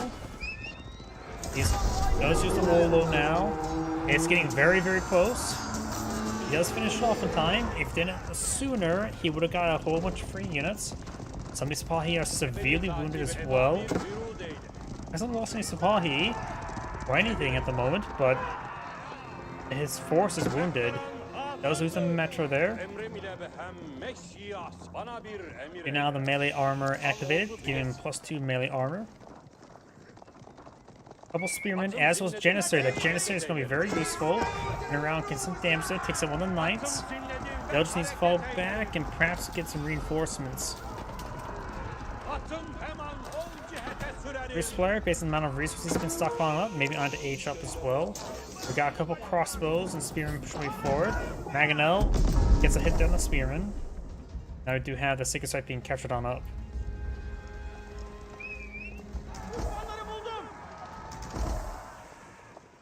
Посмотрите Наступаем! Warrior Monk has picked up a relic. Scout and Spearman push way forward with Knights in tow. We do have some Roost Man-at-Arms not being pulled now. Magano finds a small hit down the Spearman. Got some Janissaries mixed on in now, which will be very effective with the Roost's composition.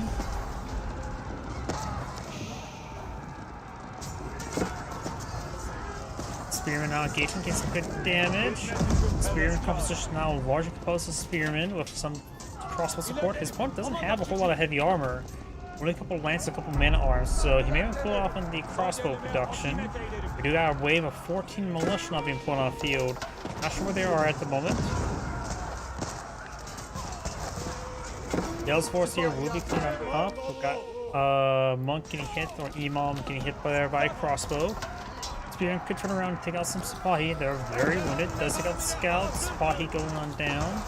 Another Sipahi there, and now the militia charging the way forward as well.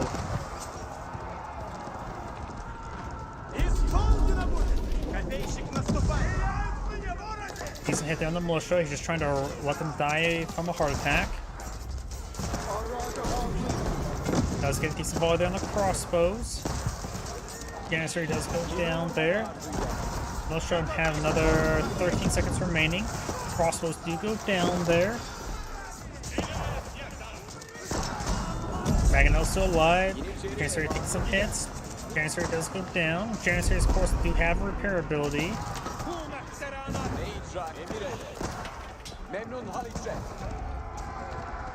The Janissary can turn around and start repairing up the Maganel.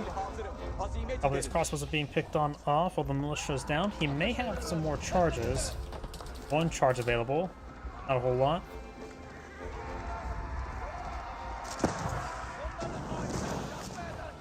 So just over here also collecting a bit of food from the Trade House, which is providing 89 gold per minute.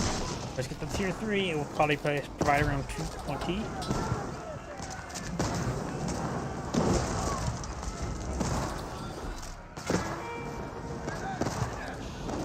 Fortified Palisade wall or gate will be set ablaze and will go down.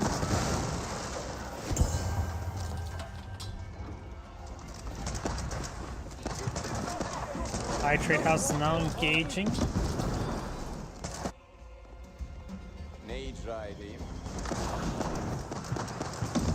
Got some hits there on the High Trade House. It has a small force here. 6 archers, 6 spearmen, 6 man-bow of man-at-arms, and 5 crossbows. Spring Gold and Warrior Monk mix in tow. Saint's Blessing should looks like it didn't get activated there.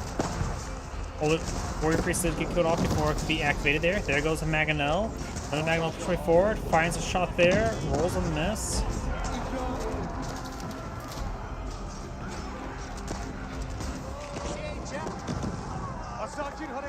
Man arms push way forward. Some spearmen in tow.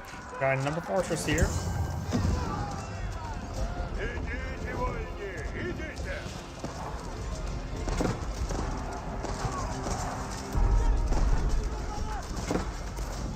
Hanging out does take a hit there. Villagers, I'm not sure what villagers. Villagers charging way forward. I am not sure what Yellow is trying to do with all these villagers. That must have been sort of misrally, because I don't think he's trying to try all in. There's villagers in the back line, so that was not supposed to be an all in, so that must have been a misclick. Big misclick. Some villagers are getting hit now. 2 or 10 of Yellow's villagers have gone down. More soon to follow.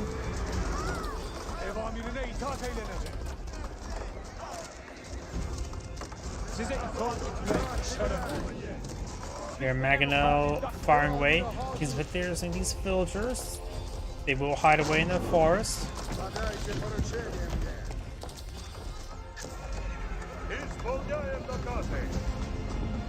Now got an outpost here, should be able to see these villagers.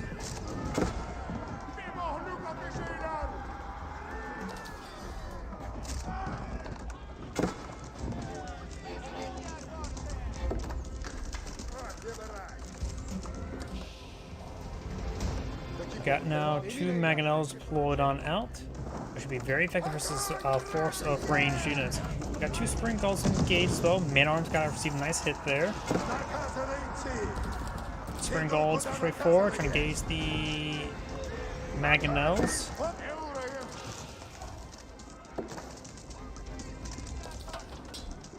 More Giants have been pulling the field. I wonder if that's from Vizier. He does have Advanced Academies. Has one more Vizier going to soon to be available. He does have this trade post here, so you could try I for some trade.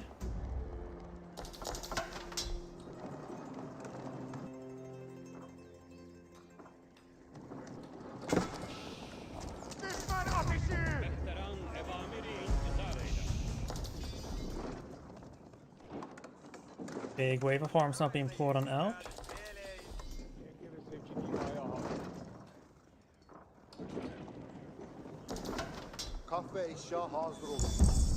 Red has an army, a force of 49 versus a force of 36. Red only has a slight value lead. These players eyeing for more man arms, but he's fighting against a good number of crossbows. More Rus archers would generally be good. Mangonels find a small hit there. A warrior monk. Don't think it will get us slides off. Mangonels find a decent hit there under the spearman. Starting to move his turn around. Mangonels now trying to hit this range force. Fires. Gets a great hit there. Takes out one of the Mangonels in return. Yellow's army starting to disintegrate. Another round of Mangonels. Gets some good hits on the backline force of red. Yellow's front line spacing non-existent now. More Rus main arms straight forward. Gets misses there onto the crossbows. Let's get some hit there on the man-at-arms. More archers and man-at-arms pushing forward for yellow. These Mangonels will be safe now because a good cleave taking out all those crossbows. We got a couple of Janissaries mixed on in now. Red's front line being reinforced. More Rus man-at-arms can on the field. He does have quite some charges of militia. Only 6 militia available. And get some good hits there.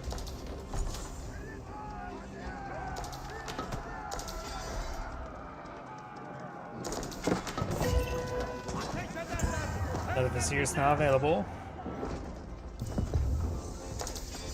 Hasn't slugged anything just yet. Let's just keep this open for a moment.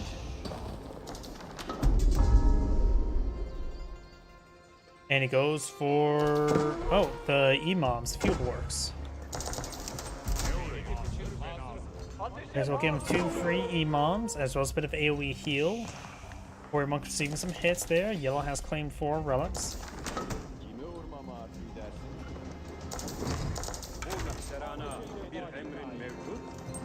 Guess we'll give him some decent AoE for his army.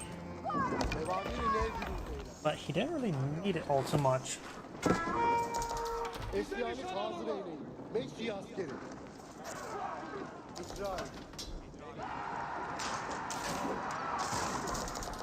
Yellow Spring Gold does go down there. Yellow does have 3 more Spring Golds and 2 Mangonels. Red has 1 Mangonel, 2 Spring Golds.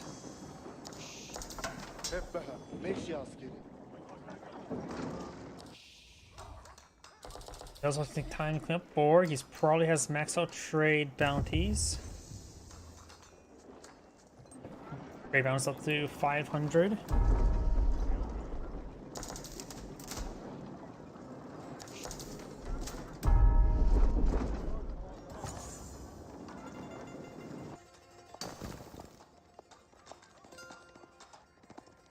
He'll soon have a Sacred Side victory counting down in his favor. Red's now eyeing for a forward keep, as well as trying to claim a bit of wood in the front line. Mangonels gets a miss there. Red has a larger army than Yellow's. Mangonel finds a deadly hit there. And does get a small hit there as well. Got the forward healing there. Yellow's army is getting ripped apart right now. And with all the AoE healing from the Imams, he's able to withstand a bit more Mangonel abuse. There goes some damage down some of the Janissaries. Mangonel's backing on off. He just took too much losses there from his opponent's Mangonels. They're all dead, but they already did the damage. Gets a nice hit there, cleaning through some of the Janissaries. Cancels that structure. He's going for the Svetskaya Tower. Attempting to, but he has the militia in the way. Militia now push away forward. Got 10 militia. Takes out the Springald. Pritskaya Tower now being pulled out over here. Which is a keep, making also gives them access to the stone emplacements. The keep itself has 10,000 health and then 5,000 health, and has all the weapon upgrades, weapon placements already pre-upgraded. He also summon 15 military units. There's quite a bit of army there, trying to go for another pair of mangonels. Has no more military remaining, go for more man-at-arms and crossbows. And the Autumn player is not aged up and doesn't have enough resources to age on up. He's going to receive a hit there. He may get interrupted. It's going to be very close. He also decides to abandon the deployment of the keep, bringing in more villagers over here to build the keep. Close to being built. 6 site victory has been cancelled. Spritskaya Tower now getting hit. Taking some damage there, but it'll take a bit of time to clean up. After all, it does have 10,000 health, or had like 9,000 something health. But it's taking some damage there, a significant amount of damage. And if the Roost player loses this, it's probably going to be game over, because that is a massive investment down the drain. Mangonels push right forward. Phil's now being tasked. He's going to dogpile in.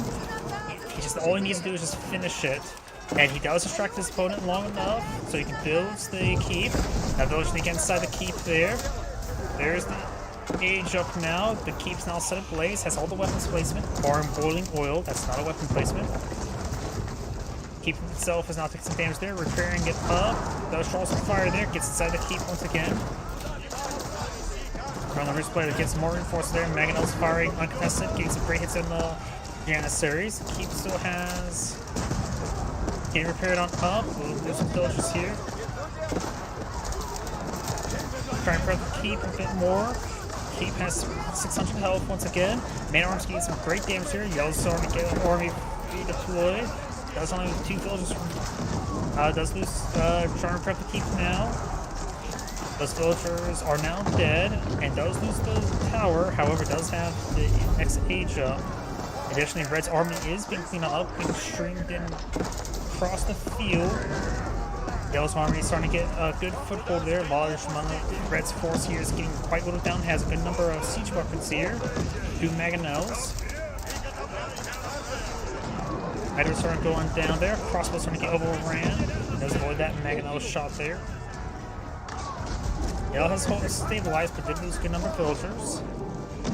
And nowhere near enough gold for any advanced research or elite research.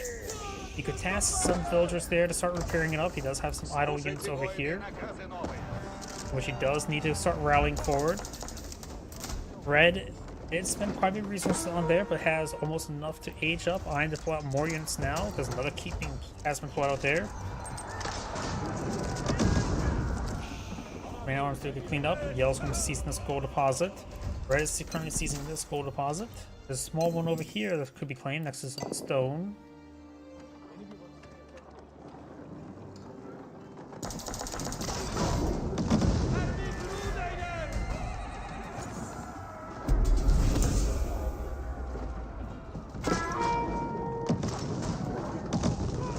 Elite man-at-arms research on the way for the Rus. While the Ottomans are going for some more Janissaries and more Lancers. Bar now being researched, which will give them quite a bit of extra little income. And I'll got the Istanbul Observatory.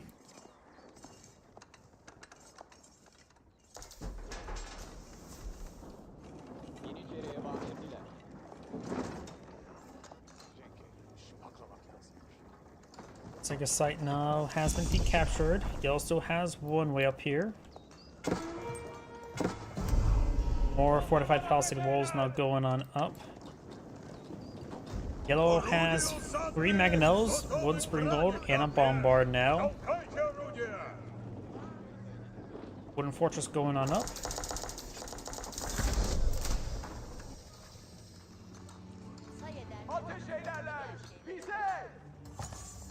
Bruce may want to get some more villagers on gold at the moment.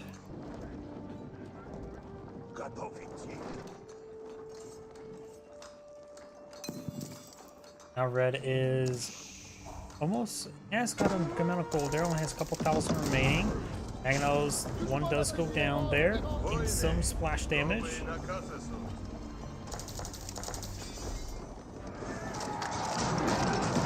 Springald got hit, but not dead.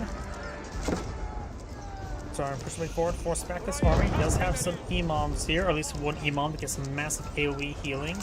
Bombard push way forward, got Yell's ground force push way forward. Mangonels can do those extra structures, but is there man arms? Right now they're just man arms, not elite man arms. The elite man arms reach are still being filled. Great bombard placement here on this keep, but may get interrupted. Mangonels get a pretty good volley there. Most of these weapon placements have gone, or weapons have gone down. Magno gets a decent hit there. Spring goes are going down. Within the Janissaries, crossbows moving forward. Red's front lines start to disintegrate. Janissaries do take on the Spring Gold there. Looks like they will get annihilated by the Magnels. Keep will go down before the Great Bombard placement gets completed. Red does have some exposed farms over here.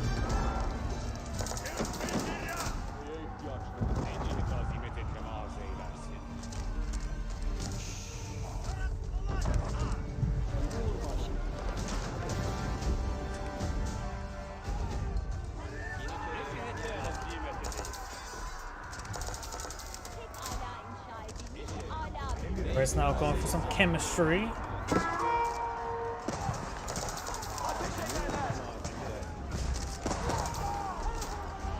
Some of these villagers are getting hit. There's not much gold left there, so it'd be best Red just abandoned it. In actuality, Red is actually running low on gold deposit claim. Still got this one down here, which has 3,000, and one over here, which has 3,000 as well. But the other ones are in more of Yellow's sphere of influence, so Red will need to start eyeing for other gold. And he does not really have actual trade bags for traders. Reach players forward, getting some damage on the infrastructure, Red's infrastructure. Red has an army of 66, Yellow has an army of 58. The qualities, however, is significantly higher for the Roost player.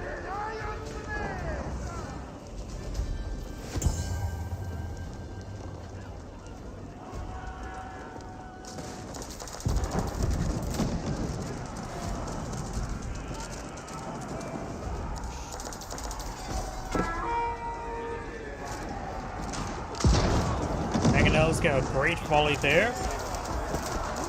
Crossbow sending, fighting. He wants to protect his Mangonels. Mangonels get a massive volley there, taking out almost all the Janissaries. Man-at-arms engaging the man-at-arms there. There goes one of the Mangonels. There goes the rest of the Janissary. Man-at-arms are still here. Crossbows are getting some damage to the man-at-arms. Yellow's man-at-arms starting to win over here. But the Mangonels are getting overran. He does pull back two.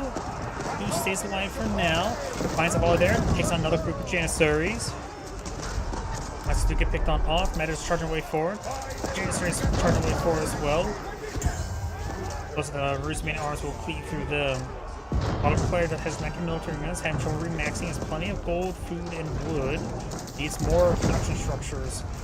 Military schools starting to go down. Hidden Imperial armies probably get a great bombard put on the field.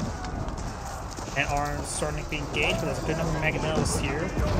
Mangonels are not so they hard to counter to man-arms, but they are a bit more of a soft counter, able to get some good AoE damage. Janissaries being back there, but they will get overran. Good at there. Mangonels are fortunate the Janissaries now. Great Bombard did take a hit there by the Springalds. And now look at the Red backing out of the game now. This Anagrade saying, thank you for watching, and on to the next replay.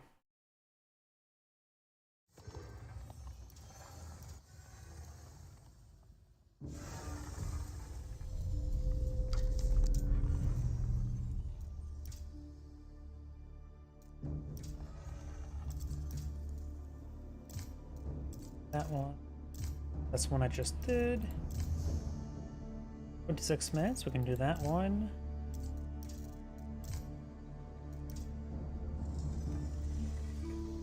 And now I'll take a look and see what other factions for or civilizations are for those two shorter ones, and probably may do one or may just go on to the next player.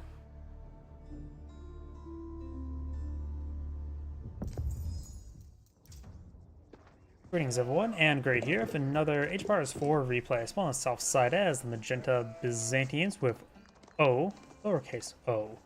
On top left side is the yellow Jeanne d'Arc. We have Lucifero with a capital N.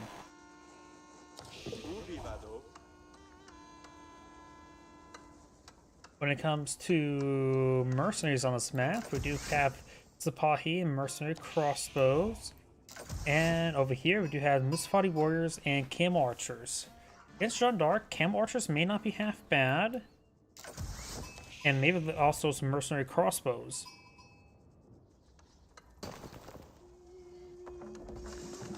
A little bit of anti-cavalry damage or cavalry damage reduction can go a long way. Excuse me. When it comes to this map, looks like got quite a bit of stone next to each other, next to gold and deer. It seems like a good expansion point there. Over here, they got the deer close to the stone and gold, a bit more up here. Or is in the more middle. Yellow has both the deer deposits pretty close to each other, with a bit of berries as well, so this would be a good expansion point. Or is next to a stone deposit. Excuse me. And we also got both of the expansion golds for yellow up here next to each other as well. So this is definitely a great expansion location for yellow. You now have the Grand Winery being pulled on out. We'll help him rapidly seize this olive oil there.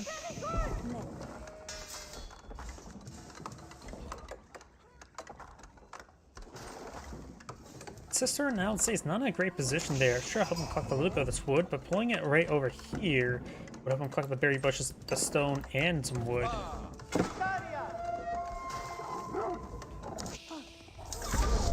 Local doggo will go down.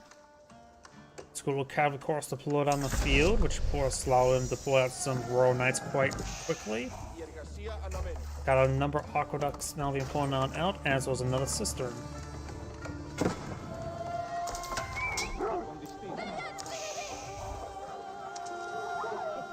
Wolf will go on down. Yellow's horses be gliding away. And there's a Luminari here for defense. He is going for a number of Luminari there to defend his villagers away from the Royal Knights. Very nice. Also mill over here. A little bit of walls there just to help corral Royal Knights towards the town center. There's a Royal Knight there, and looks like the Royal Knight will overwhelm the Luminari, taking very little damage return. Remember, these are just regular Luminari, not hardened Luminari. So they only get plus 17 damage versus cavalry rather than plus, what, 24? More Luminari now being deployed on the field.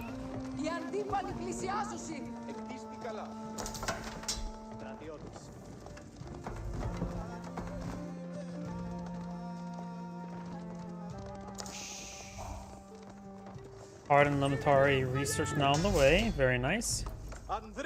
There's this Luminari, not down here where the Royal Knight and Scout is. Of course, map vision. Got an olive grove deployed out there.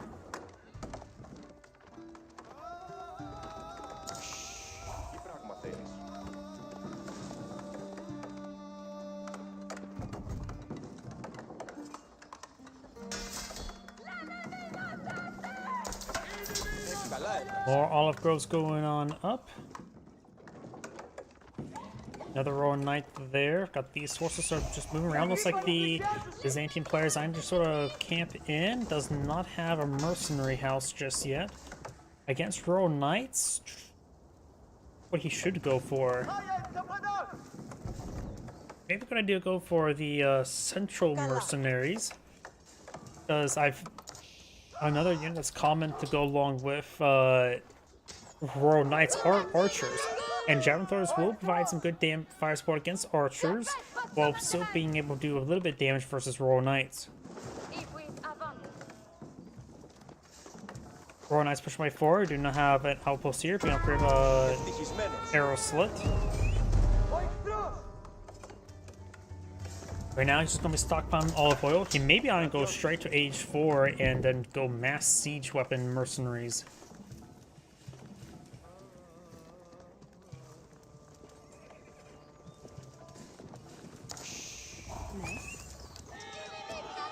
I was going to set the outpost there.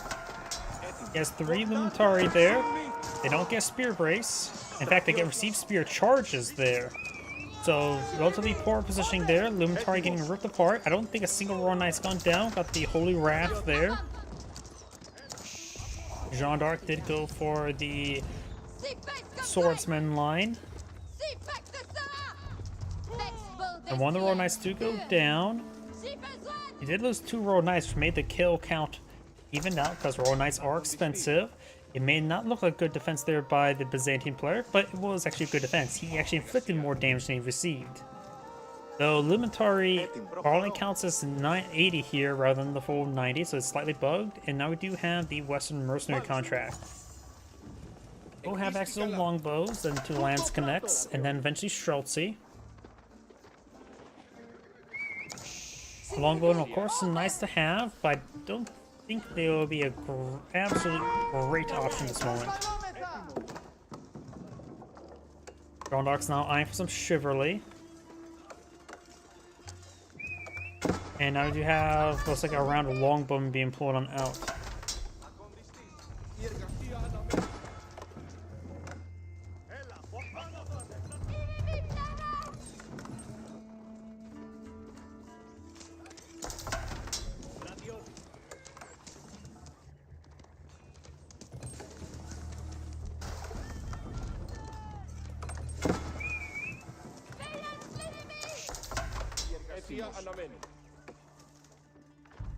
Κοντάρια επάνω. Ακόντια προχωρήσατε.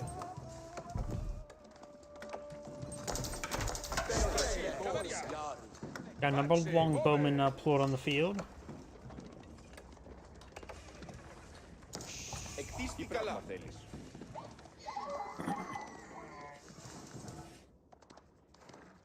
Up here, we do now have another townsman being pulled up by Jeanne d'Arc. Draw from her to collect up all the deer. And right now, the Byzantine player is not being aggressive, being crowded into his base.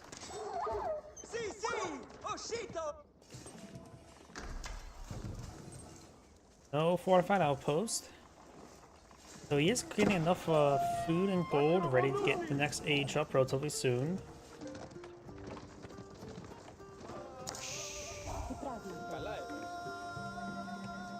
Obedio.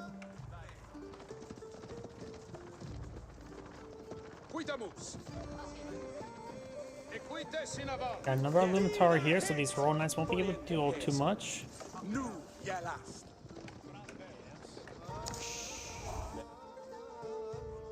War is also being cleaned up over here. Now we got the Golden Horn Tower now being deployed on out, which will give him access to some free mercenaries.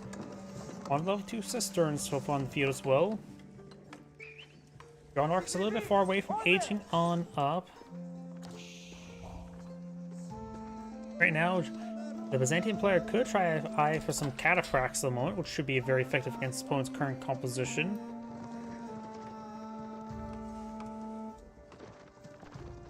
Equites in avant. Quitamus. Space ove. Facile cavalier. Αντίπαλοι πλησιάζουσι. Απειλούμεθα.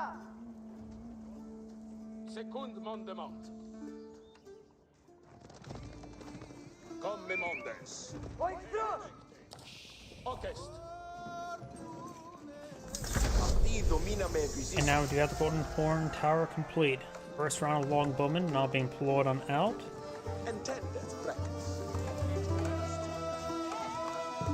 Luminari research on the way, hardened Luminari. You may want to see the veteran mercenary contract as well.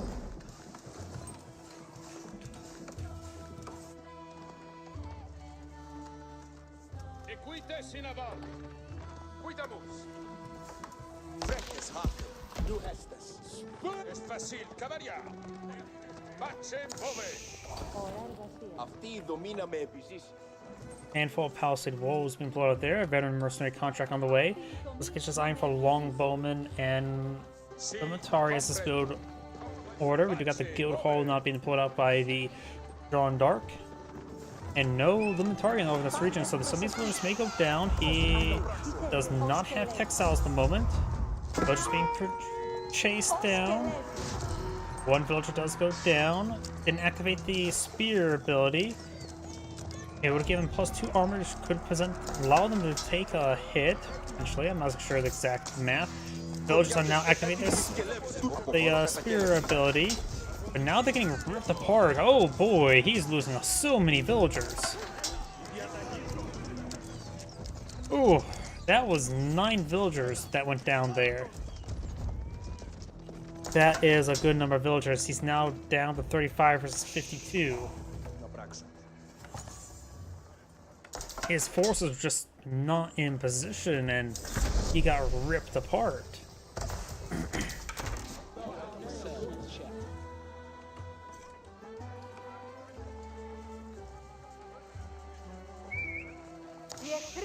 Byzantine players now eyeing the counterattack. Got veteran archer and veteran royal knight research, as well as some blacksmith research as well. He does have a regular blacksmith on field, giving him +2 melee damage.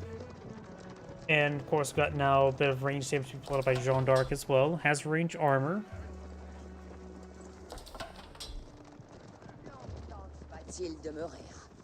Full mills over here.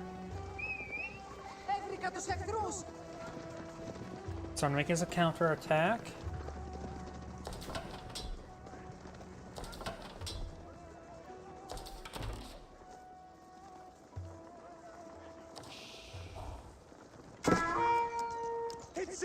Does see a bit of damage there. Could pass build some fire siphons.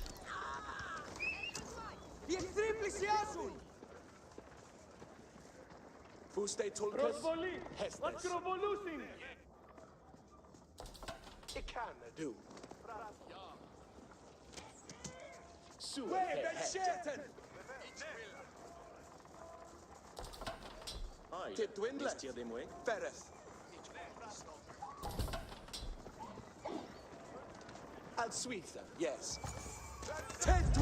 Villagers now getting hit there. We now have a good number of torches now being thrown on out. Villagers have gone down.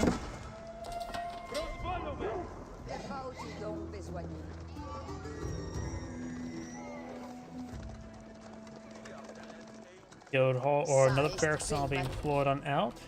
Looks like some of these barracks and other structures have been consecrated.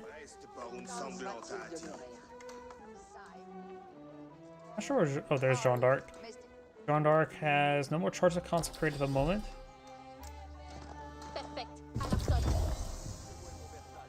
Has 4 charges of Holy Wrath. Let's see how close her level up. Relatively close. I guess it's Paul's Limitari composition and Longbowmen. It's probably best to go for the champions. The man-at-arms variant. They do both stand for spearmen, and of course, not be countered by spears.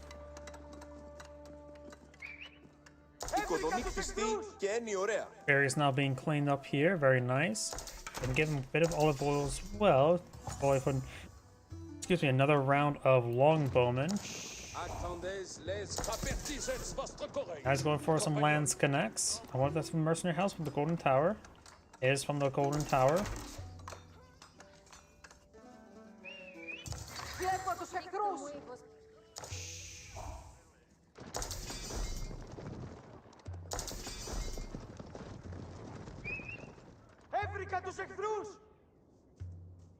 Richard has claimed 2 relics and picked up 1.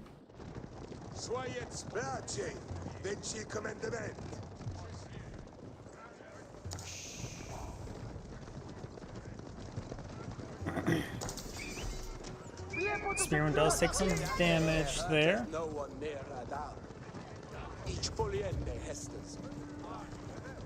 Longbowman here, but no crossbows. Going for some Varangian Guard. Varangian Guard. Let's get some damage there, nothing significant. Longbowmen do punch a little bit harder, but no He's lacking some blacksmith research. His opponent is going for a good number of them, going for range armor, range damage. Ik ga hem verrenden nu. Is besoin.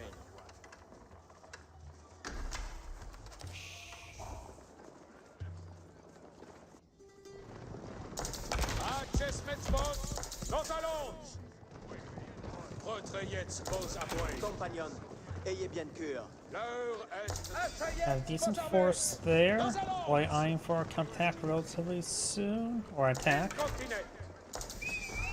I've got 30 Minotauri here, and a good number of Longbone, handful of Lance Connects, which could do some extra damage, assuming they don't get targeted down. And in such small numbers, good chance they won't be targeted down, they just may go down. Jeanne d'Arc immediately gets sniped, that's going to be a big loss there. Jeanne d'Arc is immediately being redeployed, needs that Holy Wrath at the front line. There's a large number of spearmen here, and probably needs Jeanne's champions. Longbone just firing away, there's no real good counter to them, they could, or counter for them to counter, they can hit the Longbowmen. Starting to focus on the Longbowmen, trying to focus on Jeanne d'Arc. Jeanne d'Arc now has leveled up, now she has quite a bit of range armor, and that was bringing some Jeanne's champions. Getting some man arms for it, effective versus spearmen.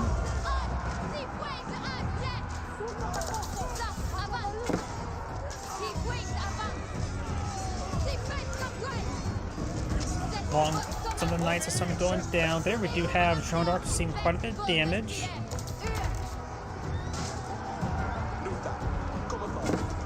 A couple more of those Royal Knights starting to go down. They're quite wounded. Probably should have not pursued those forces and fell back, but surely do the work. Still got a good number of Longbone field. I don't think any of them really went down. A couple of them may have went down. Those back on off, got some bit of health regen. Chivalry's been activated. We've got a good number of long or regular archers there. Jeanne's champions are still alive.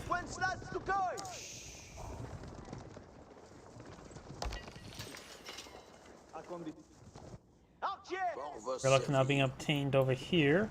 Magenta looks like we'll have 4. Yellow will only have 1.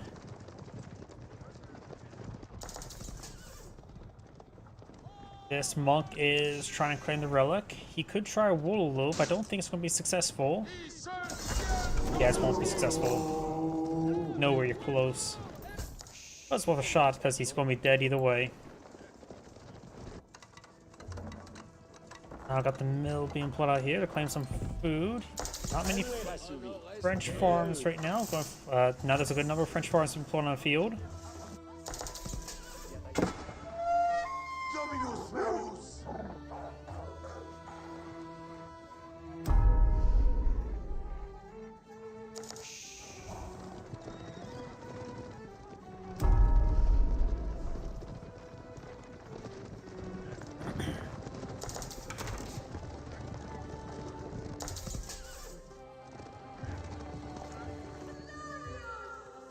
Looks like Jeanne d'Arc may have just consecrated buildings back here.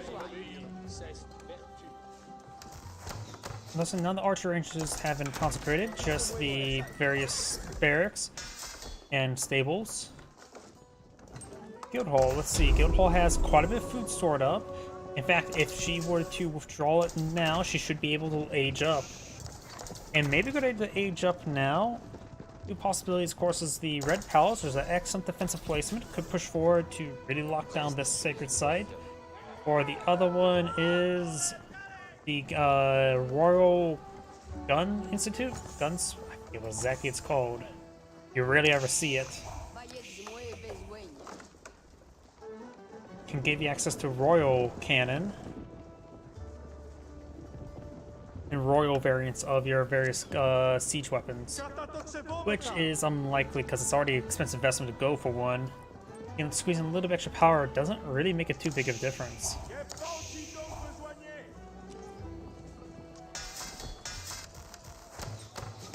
The Red Palace not being pulled out. Looks like the Guildhall withdrawal. The Guildhall was withdrawn. I think generally stones tend to be the best item to generate from it. In the Red Palace, she's going to stick around, engaging.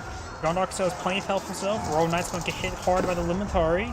So we've got some French men arms here. Some of the villagers getting hit by the longbowmen. But once that red palace is complete, it will annihilate this entire army. Got the Divine Restoration there. Gonna fall back now. And starting to get out of the range of the red palace. And now he will not be able to advance this region unless he gets some trebuchet out. And the Byzantine player is very far from aging up at the moment. Royal Knights pushing way forward, but taking a bit of damage there. Longbowmen here in just great numbers, and they able to punch pretty hard. Jean d'Arc's about to go down. She does have increased range or resistance, I should say. Yeah, 50% right now, but thus making her effectively have a massive amount of health with a 7 armor. She'll hardly take any sort of damage from the longbowmen.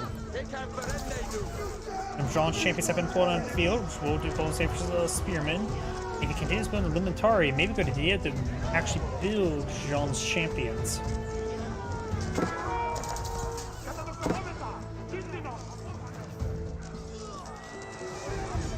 Longbowmen are going down. Archer's getting some good damage. Jean d'Arc trying to stick around here to get the experience. Looks like she's out of range now, and the Archer's just trying to fall back.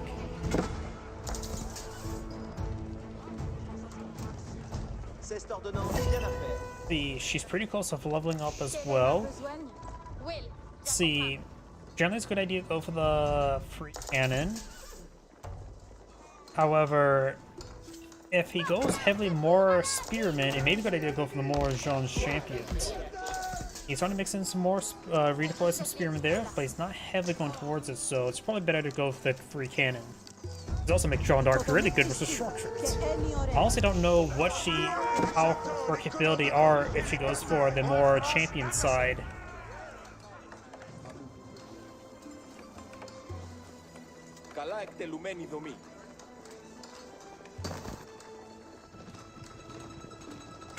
Now I got some elite Royal Knights. The Byzantine player is pretty close to aging up. I have a good feeling that he will go for the Palatine School.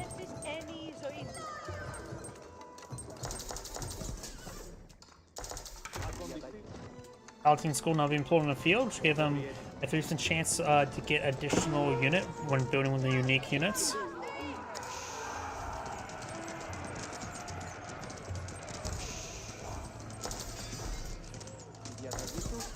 Limitari and longbows pushing way forward.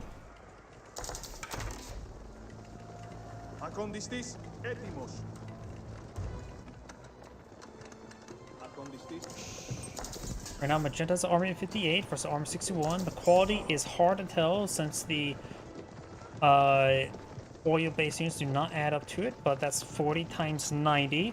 If I were to do some offhand math, what was that? 3,600, so approximately 5,600, so he's down 1,000, nothing too significant. Doesn't have Tailings on the field. Limitari now engaging. I think it may be a good idea to go for the more Jean's champions this next level up. She's taking quite a bit of damage, but it does go for the blast cannon. She's went to siege variant. The Strength of Haven is also really good as well. It's an AoE effect. Now she has 66 range resist. And the Byzantine player does back the game now. As Angrade saying, thank you for watching, and on to next replay. And before I get started next replay, I do need to use the restroom again. Please, give me one moment. Apologies.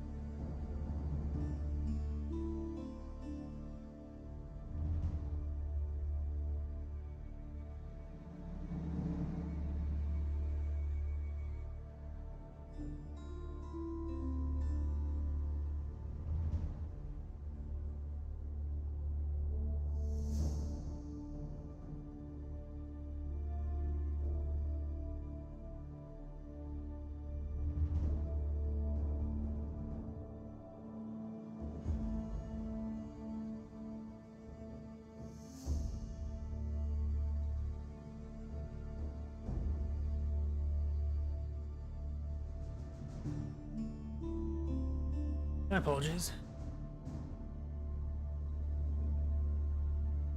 Let's go and find another player now.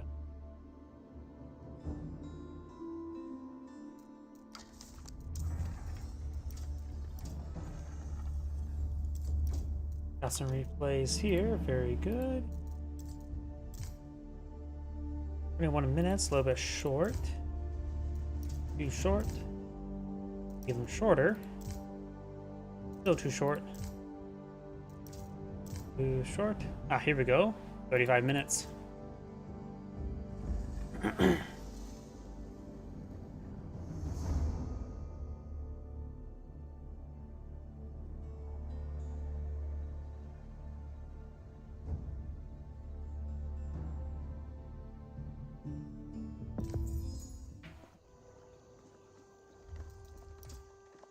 Greetings everyone, and Great here for another Age of Empires 4 replay. So on the right side as the red Jeanne d'Arc, we have Pivotan, whose she's actually being pulled out over here to get out some fishing boats.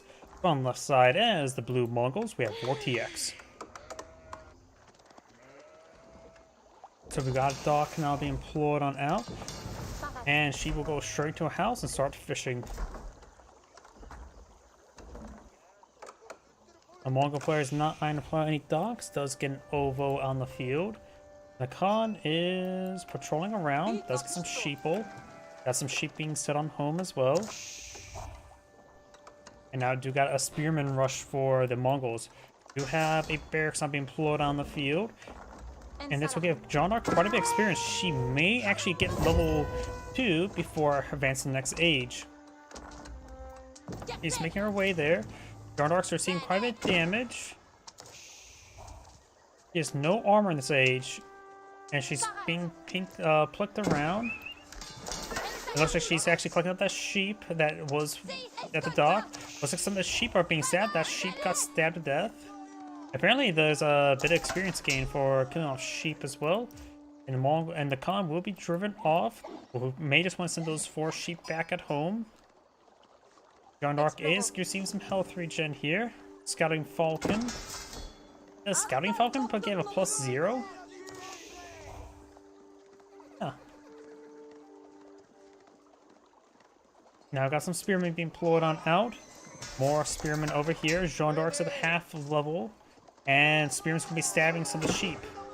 He probably should just take the sheep and... the Khan needs to be on the front line. He can't take down some of the sheep back home. Who's not even outpost. We have no dock out on the field, or no fishing boat yet. More spearmen pushing forward. Villagers trying to pull out an outpost now. Both players at 100 gold, so neither side has got up any sort of gold. Jeanne d'Arc is getting quite high in experience. And looks like the Mongol player may be falling back. The Jeanne d'Arc is now eyeing for fishing boats, some more spearmen. Has no village on the build queue. Spearmen push way forward, trying to engage. Got more spearmen now being floated on out. We got 5 versus 5 spearmen, but looks like the Mongol spearmen is a little bit more wounded.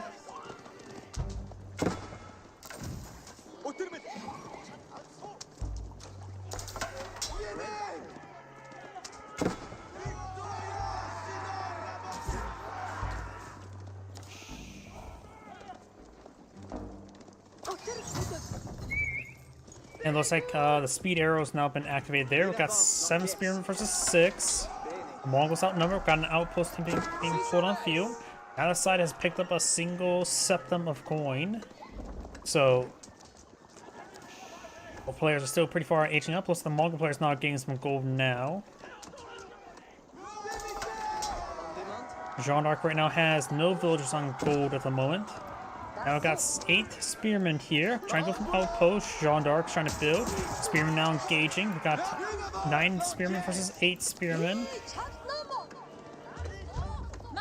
And also the Mongol players on the back on off. The Mongol player could get a little bit extra wood, eyeing for our central dock. Some archer ships would be effective, barring the fact there's an outpost here. He could try eye for an early blacksmith in order to get out some battering rams. May could have take these sheep and task them to the dock there in order to just keep them back. Yeah, it looks like the Hunting Falcon gives +0 experience, so the Order must actually kill off a unit.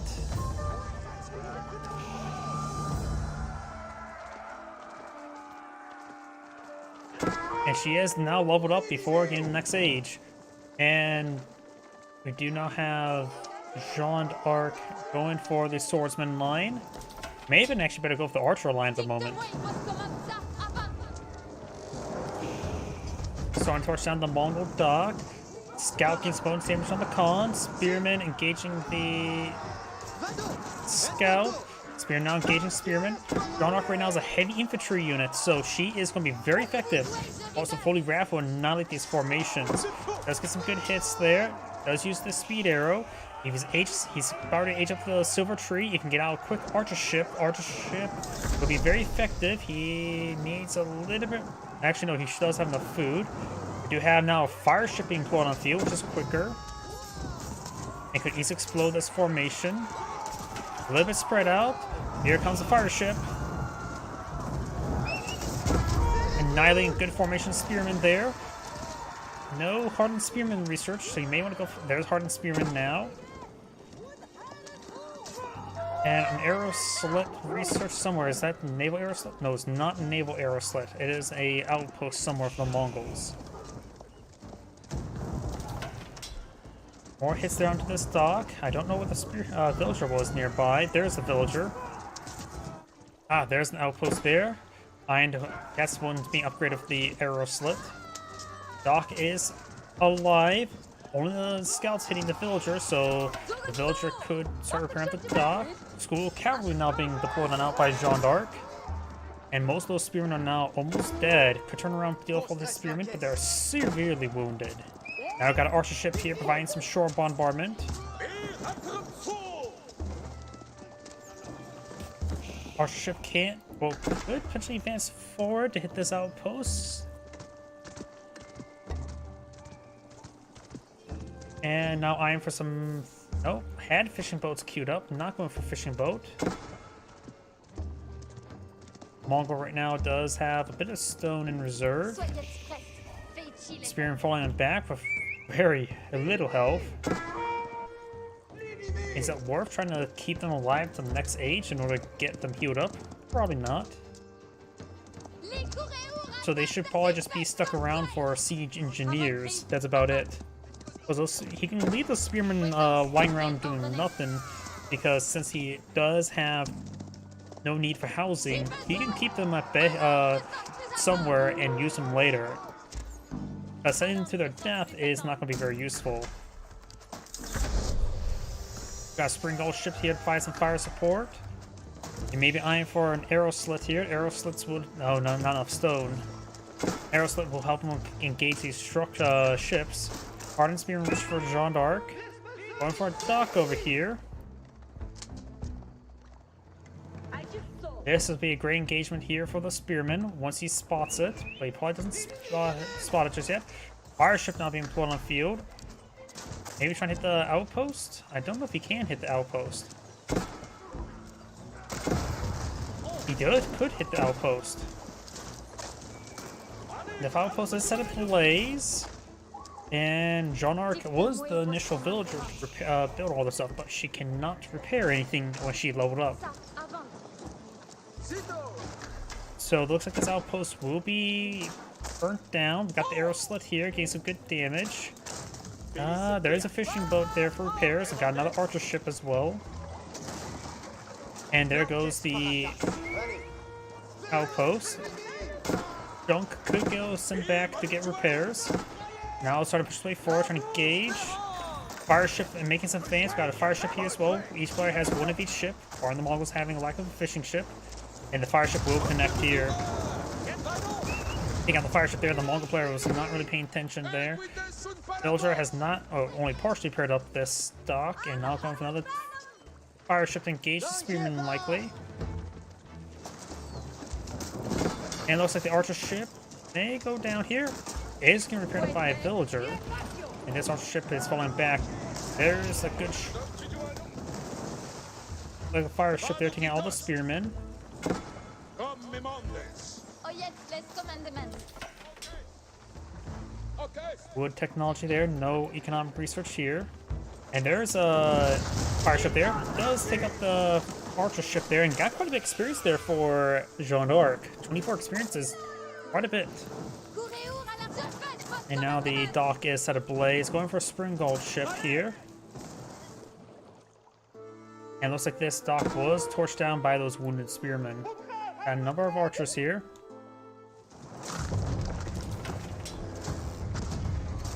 Takes out the Royal Knight there.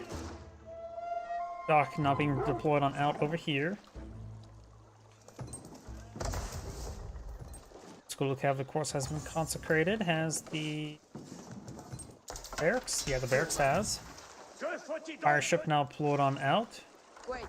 And Red's going for a dock here.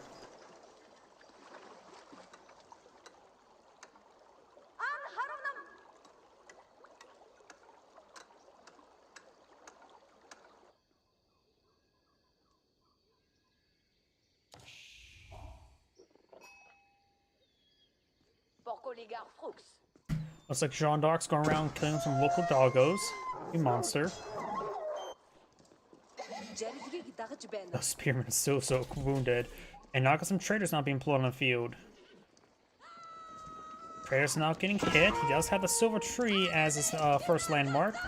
I wonder how many, 6. So he's going to need to start providing escort there. He could leave his wounded spearmen up there. They're not going to do all too much. They may be able to kill off an individual Royal Knights that may come up there. But his wounded spearmen are just, well, not going to be useful in most situations. We have now archer ship push way forward. Get some damage there.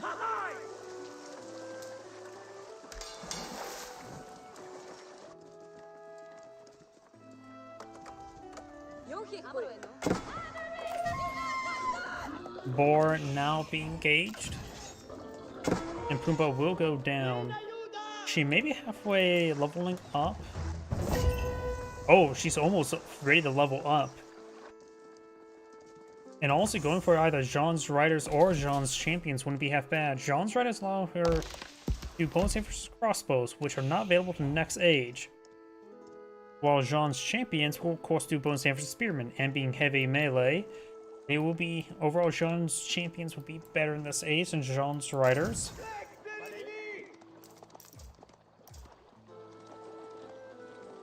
But again, next age is where the Jeanne's Riders may be better.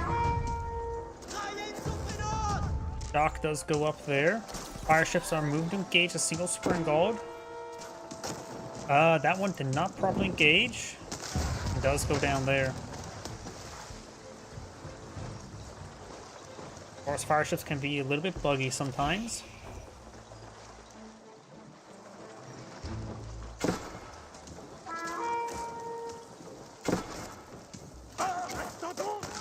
Let's take out the fire ship there.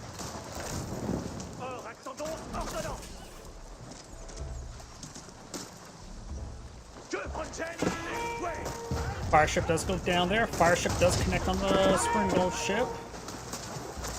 Oh, if you got the Keshiks find an opportunity hitting some villagers, very nice. You got some hardened spearmen in here for intercept, and the column's gonna be falling back now. Got some hits there onto the various archer ships, take some hits there onto the fishing boats as well.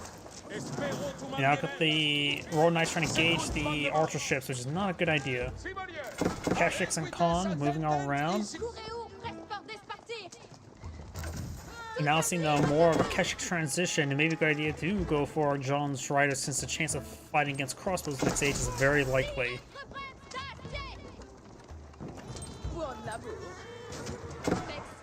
The Khan and Keshiks moving around. Royal Knights in pursuit. Both players are equally close to aging up. Got the speed arrow now. Mongol player does have quite a bit of traders now in the field as well. While his opponent is going for a number of fishing boats, which are largely idle here. There's another dock here, and they can be used to collect the fish. Actually, they're not being properly tasked. There's a fish deposit right below them. They're not being utilized. 14 traders in the field, soon be 15. He'll get max out trade Silk Road. Fire ship does go down there.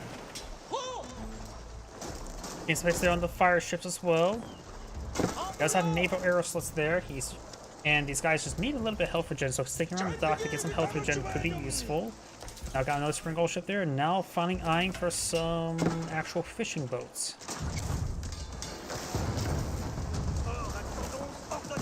Great hit there, takes out that fire ship. And now this dock will be burnt down. No piracy research, which could have paid it for itself by now. Spearmen push way forward. These spearmen are not nearly dead. I'm not sure what happened to the nearly dead ones.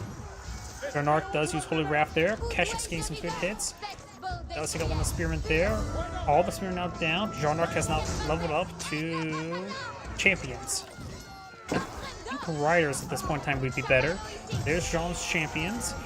Keshik's trying to take out Jean herself, but now, and with her range assist, she will not be easily going down the spearmen, or not to some archers. Khan's falling back, losing quite a bit of traders here, and this is the problem with Mongol trade. There's no way to keep him alive. And he's going to lose all these archers. There's nothing to do against these archers. Trying to take out Jean, who's taking less than 1 damage per shot in some cases. There goes Jean. And the Khan may have went down as well. The Kurultai not being researched, losing another trader. Needs to start getting his traders just not that direction. He's not properly pulling back the traders. He's probably busy microing the naval fleet. Fire ships blowing up. The choke point here is having Blue's having trouble pushing way forward. And Blue's not falling back. There's Castle Rage for the Mongols. Going back to his dock, does have a naval arrow slit here. These are mostly archer ships. Neither side's gone for any range damage increase, so spring golds will be effective. Fire ship does connect to the dock. Fire ship's about to come out of the dock. Fire ship explodes in the middle of it, and think even splashing on Jean's champions. Spring Gold ship has taken quite a bit of damage there, but it looks like we'll eventually stay alive. May go down to Jean's champions, but Jean's champions hitting the other Spring Gold ship. Not this one. Now got the Knights, Royal Knights heading down south. And he lost every single trader, didn't he? Or they're not going active.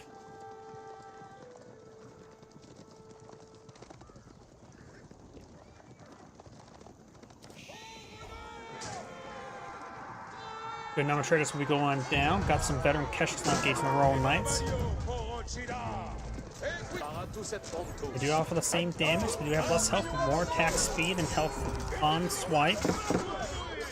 Going for some crossbows now, which is why I think Jean's champions will be better in this age, or in the long run. Not champions, riders. So it's now counter-attacking. Jean is pretty far away from aging up.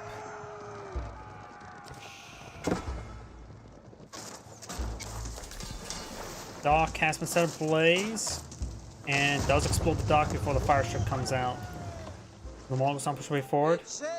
Perhaps he wish he had piracy researched. It would have definitely netted him profit by now.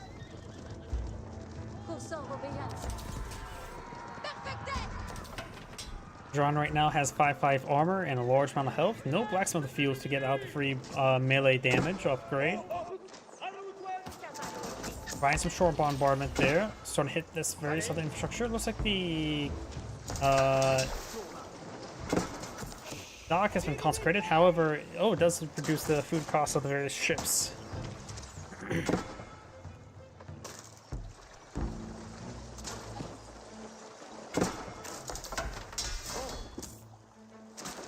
Taking out some reinforcements there. We've got these various forces pushing forward. The Ovo has been far long depleted.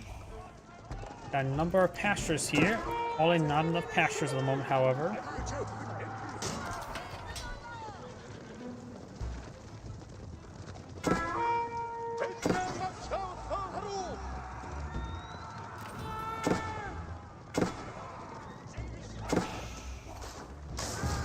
Takes the fire ship there.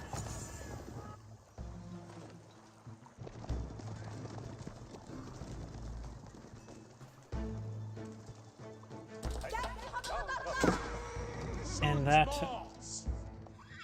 freighter does go down. Got some idle sheep here, which could be tasked back home. We got currently, looks like 7 pastures, and there's currently 22 villagers there. It doesn't have any food collection rates, so this may be enough pastures for them. Still cutting it very close. Guild Hall now being deployed on out by the Jeanne d'Arc.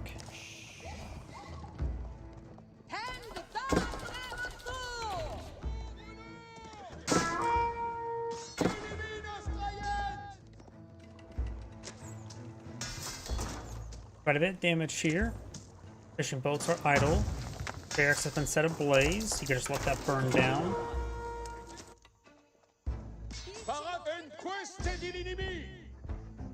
And now look at the local doggo getting some bites in as well.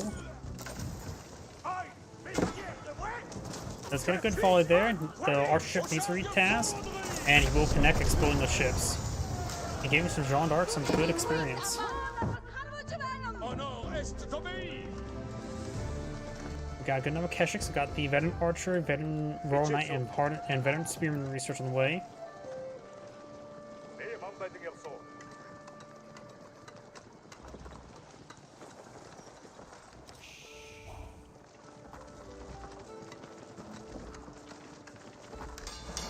Dock now being employed on the field.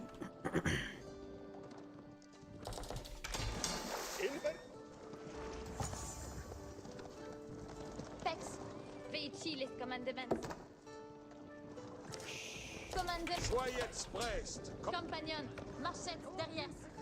J'ai besoin.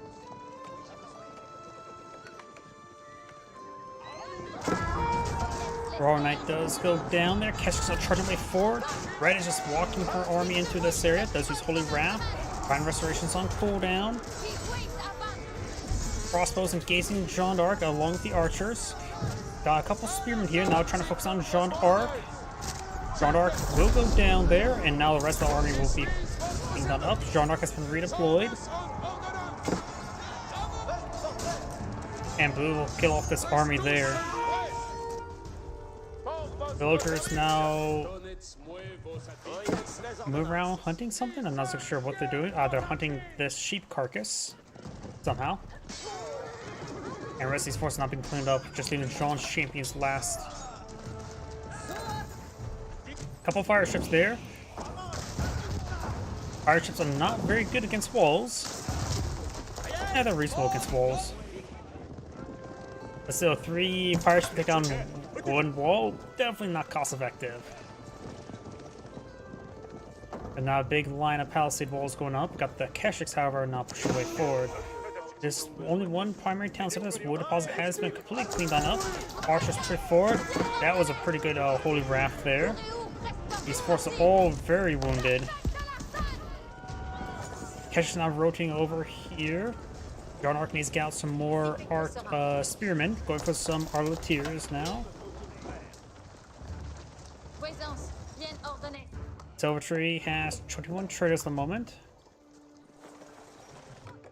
Applied the Khan quite a bit of gold. Keshiks now taking an opportunity to engage these various villagers.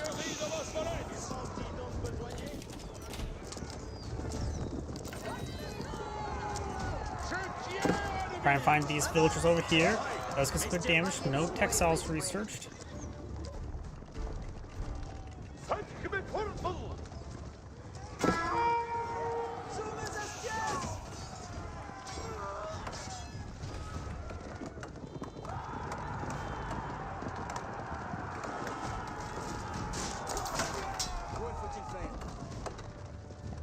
These Keshiks will go ahead and run away. These Keshiks will find opportunity to take out a couple villagers. A couple villagers do go down there, not be falling on back. These Keshiks are just being pursued. There's actually opportunity here to gauge some villagers. They're going to take the opportunity to gauge the villagers, gain some great damage here. Villagers are going to be standing and fighting. Keshiks getting some great damage on the villagers, getting a good number of them down. And now he is ahead about 36 workers, which is very significant. 36 civilians.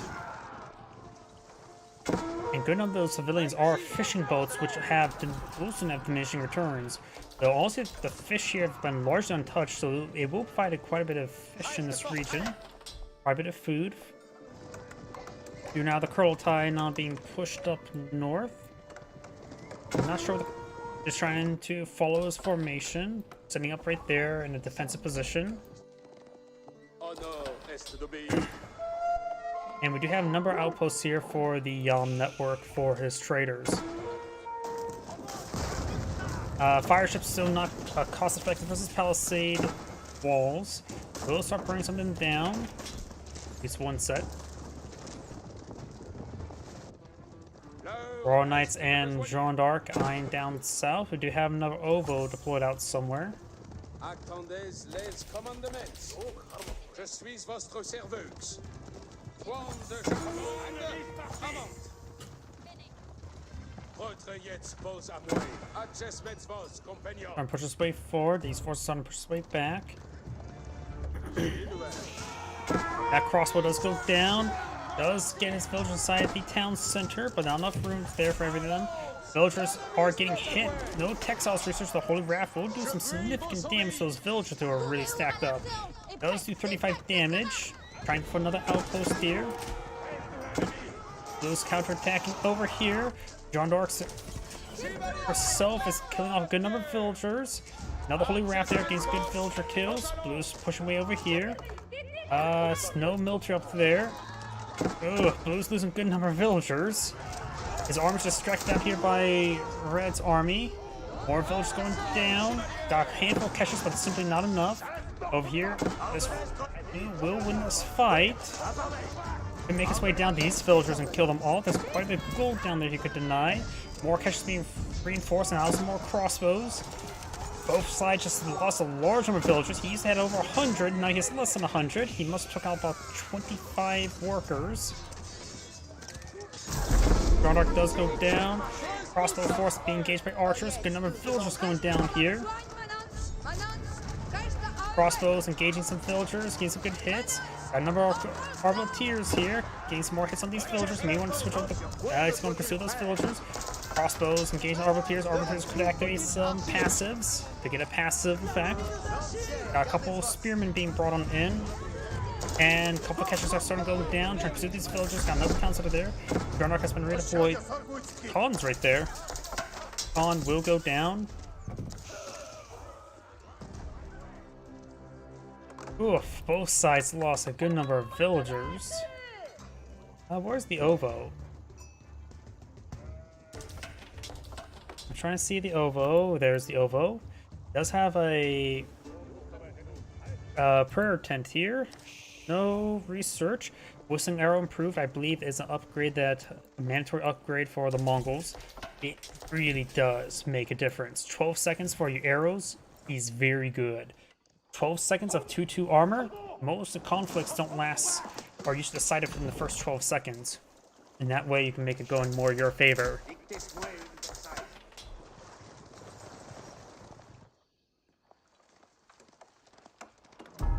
We got a good number of crossbows and catches in the field. Jean's riders, I still say, were the better option than Jean's champions.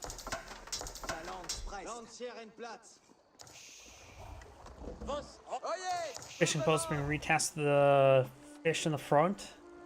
Remember as well, this is 11 fishing boats, so a good number of Jeanne d'Arc's civilians were not working. Got 19 traders on the field.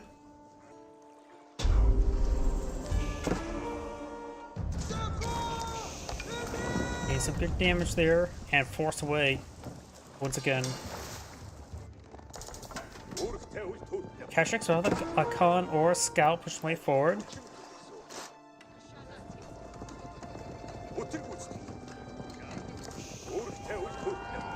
Big charge pushing way forward, getting a good number of villager kills. Kashix is going to be falling back now. Probably killed like 5 villagers there. Does lose when the Kashix's return. And honestly, he could probably turn around and win the fight, even against the spearmen. Red's army was getting split apart there. Blue has claimed 1 relic. Got 2 relics up here. Got a shaman right there. 1 relic here. And the last relic is not really obtainable there. If the Mongols able to claim more relics, that will go pretty far away, because in age 4, getting Tithe Farm out will greatly improve your stone income. And now I got the White Stupa. I think the Cognitive Palace is better than the White Stupa. It provides a lot more value in the long run. But the White Stupa is quite nice as well. It also improved these nearby pastures quite a bit. Oh yeah, Jeanne d'Arc can also capture sacred sites. Jeanne d'Arc may die on that top of that sacred site. We got a monk here. He will also go down. Does he's Holy Wrath there. We got the speed arrow to help engage. Monk still somehow not down. And Jeanne d'Arc is now completely encircled. Great pick there. Mongols now in Imperial Age. Now you can get out some of the elite technologies and perhaps get out bloodlines, improved bloodlines. Let's see, we've got a blacksmith here. Improved biology, I should say, not bloodlines. Even plus 30% health, which is not as great as royal bloodlines, which is 35%, but still pretty good. He does also have enough stone for improved bloodlines as well. You may want to also go for the stone commerce, whether it improved or not improved. You can always go for regular and then go improved later on, but it is expensive.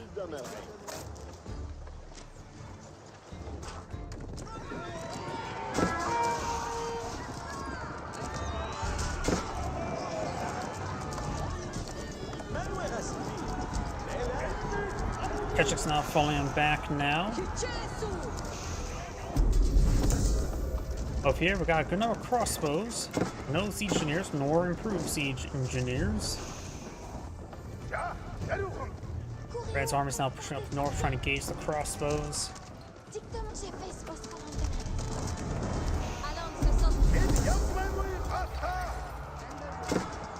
Put it there onto the Jeanne d'Arc.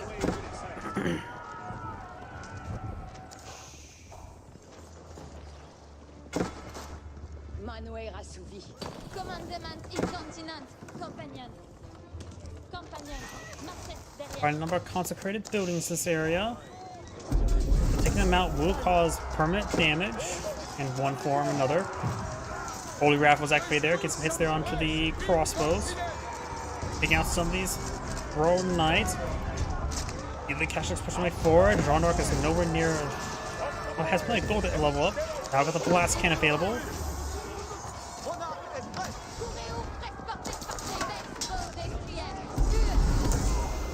I actually went for the 7 champion research. Like I said, 7 riders would have been much better. Has able to greatly bestow damage on one unit, which she did. Improved strength of the heavens, giving him 24 damage, base damage.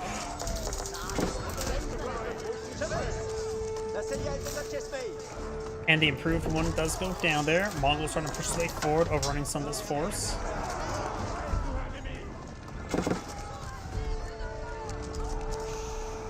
Jeanne d'Arc has been redeployed there. Apparently, even going with the other line, she still gets a blast cannon.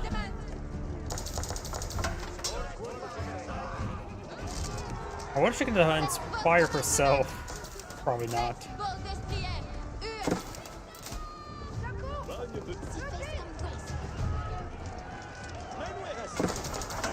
Now got some incendiary arrows for the Khan. Gets good damage there. Does get inspired. Elite Jeanne's champion, or that's just being proved by being near her. Could probably inspire one of the Arbaletiers to do some extra damage.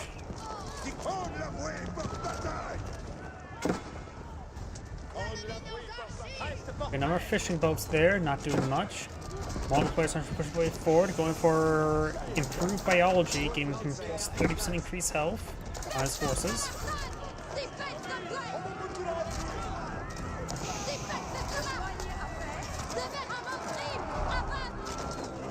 Need some good hits there. And there goes Jean. Does use the fence arrow there. It implies it doesn't have the increased duration, and the Mongol and the Jean d'Arc player does back the game now. This is Angrade saying thank you for watching, and on to next replay. And before I get started on the next replay, I do need to restroom again. Sorry, I've been drinking quite a bit of fluid lately. One moment, please.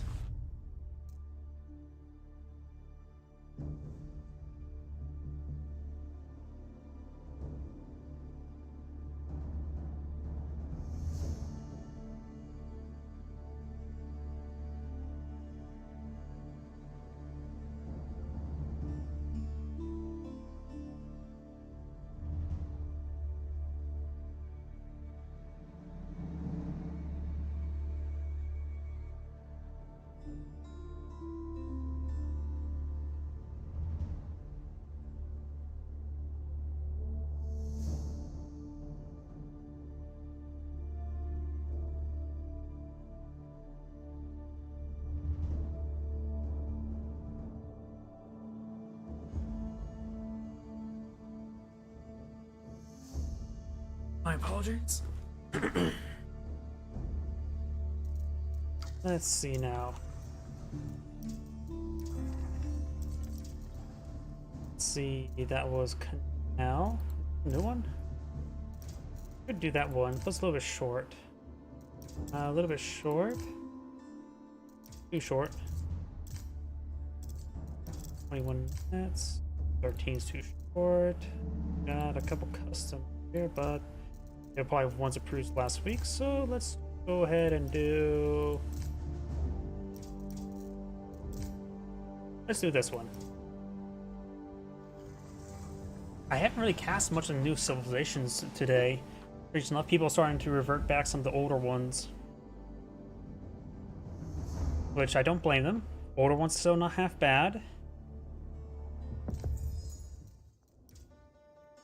Greetings everyone, and Great here for another Age of Empires 4 replay. Spawn on the left side as the red Order of the Dragon, we have Kill Jardy. Spawn on the right side as the blue English, we have War TX. Going for a round of wood there. I wonder, is he going for a man at arms rush? No, he would need to collect the food. Had an idle villager there as well. Maybe he's eyeing for, that's what. He's eyeing for some fishing boats. This course 4 fish deposits in the center of the map. We're seeing Gilded Spearman Rush. I have not seen this before. Gilded Spearman not being employed on the field. Gilded Spearman needs more housing to deploy it on the field. Does have 1 main armor, 10 damage. Forge damage is 18, so it can be useful versus docks. And Wolf will get some bites there. Did that Wolf do bonus damage versus the Gilded Spearman? It took a little bit extra damage there. It looked like it had like 156 health. Villager now trying to run away. Probably a good idea not to build any more fishing boats, though. To be fair, 1 Gilded Spearman will take a bit of time to torch on dock. Though now we do have 2. Do wolves do bonus damage versus gilded units? No, he just got 2 bites very quickly. Wait. Oh, wait, the wolf has a charge attack? It has a really fast attack speed and a slower attack, so it has a charge. I didn't realize the wolf has a charge attack. So it can get 2 bites off pretty quickly. Huh, the more you know. Fishing boats do take a bit of hits there. They do get out of range of the healing aura. But it does distract his opponent for quite some time. Healing aura reaches out there. And this is Gilded Spearman trying to torch down the fishing boats. This one needs to be extra careful. Has 13 health remaining. These guys do 18 torch damage. So 1 more shot and it's down, but does receive some good health regen at the moment.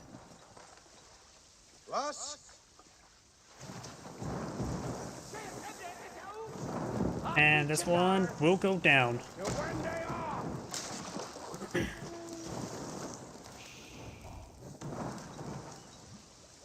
So apparently Gilded Spearmen are rush is good versus an early dock. Never thought I would say that before.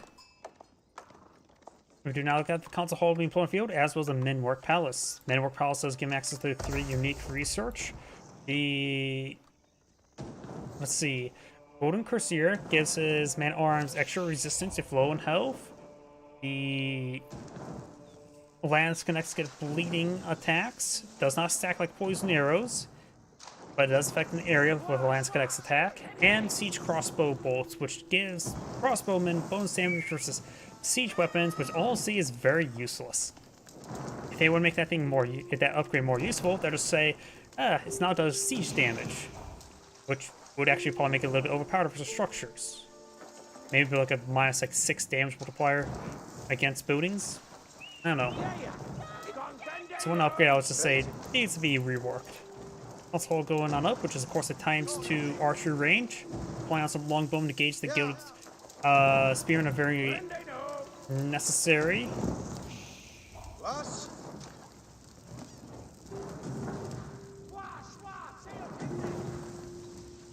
There's some micro the fishing boats.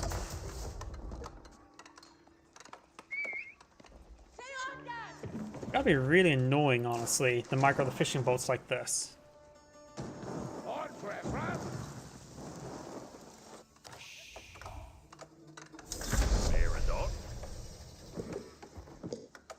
Some of the sheep are now being buffed there. Now he's getting out some longbowmen, as well as some hardened spearmen. Hardened spearmen would be nothing more than meat shield versus the Gilded Spearmen.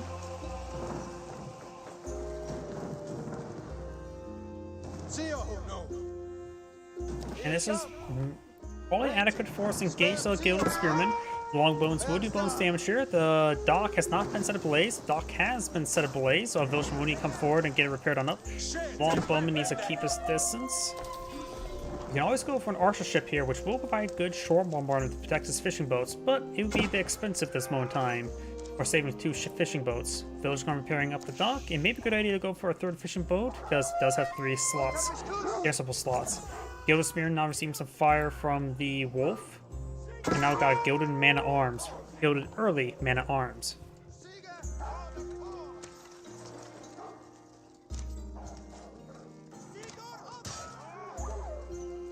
Got a good number of longbowmen here. Man-at-Arms do have, of course, 3 range armor. Longbowmen's higher damage makes it punch a little bit better. Gilded Spearman does go down. Now we just got the Gilded Man-at-Arms, and his Spearman he built is doing a good job of holding the front line for him.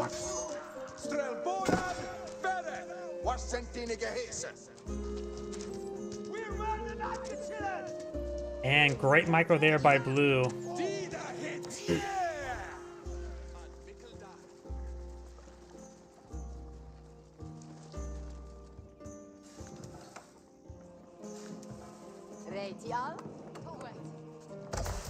We do not have the range armor research. Remember, the Menwork Palace also reduces the cost of these various blacksmith research by 40%. Making out, honestly, the Holy Roman Empire variant is also really good for man-at-arms rush, because if you realize your opponent's going for more melee force to counter you, you just quickly get the melee armor. If they're going for range force, get quickly the range armor. And if you want to if your opponent's trying to turtle in, get the siege engineers for cheap and quick. We now have some Gilded Horsemen on the field. He has 1 Spearman, 1 Hardened Spearman. He may be Iron Force Palings, does use some Palings there. Does get stopped by the Gilded, by the regular Spearman there, and the Palings are causing some big problems. And it's hitting more of the Palings there, getting stunned multiple times, forcing him at the Gilded Horseman. And since he is Order of the Dragon, not Holy Roman Empire, he does not have access to any early prelates for healing. So these horsemen are permanently damaged. It may be worth it to keep them back at home, wait till the next age to get healed on up. But he's not really close to aging up at the moment.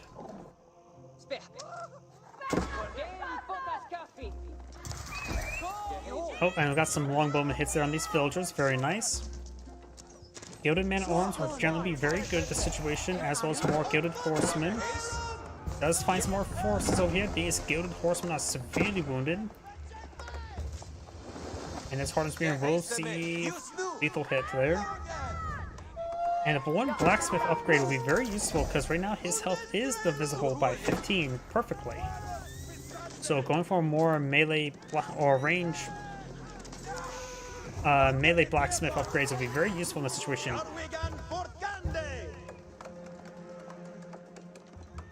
It won't really benefit his Longbowman all too much, especially with the bonus damage. Actually, 15, 30, yeah, it'll still be 3 hits to take out Longbowman. But it will make his Spearman a bit more resilient to the Gilded Horseman.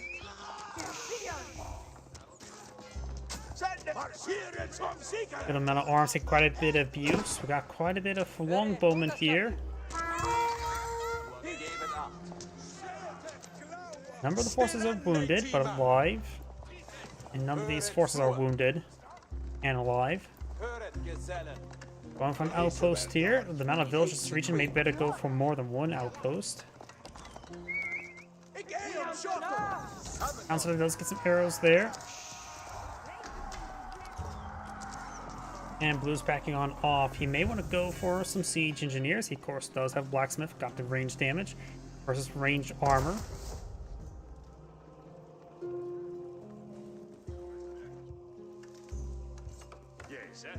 Some farms now going on up. And Red is claiming Boar here. Looks like he may have lost a villager to Boar. Because I want to see 4 there.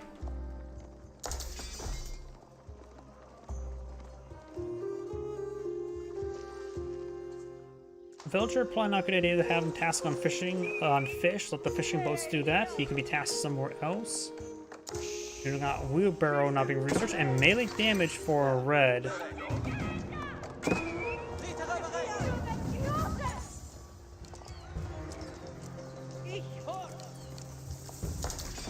Was Winchester? It's Eon Gande! Yes, sir. Understood. Rit nu! Awendendes! Let's get some of those units there. No not Blacksmith, Siege Engineers for Blue at the moment. One man arms there. Villagers migrating down to this wood deposit.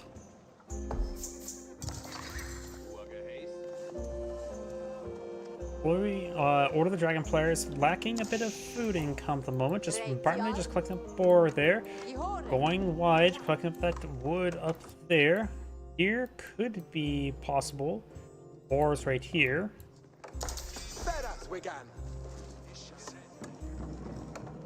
Sterande Tima. Cometh honor. Horseman charging way forward. Does pick off one of the Gilded Horsemen there. Another Gilded Horseman goes down. Takes out Gilded Spear, Man-at-Arms.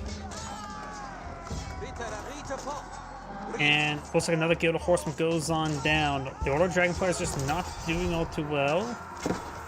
Being whittled down. Great focus fire there by Blue. Does take a scout while at it. There goes all the Gilded Horsemen.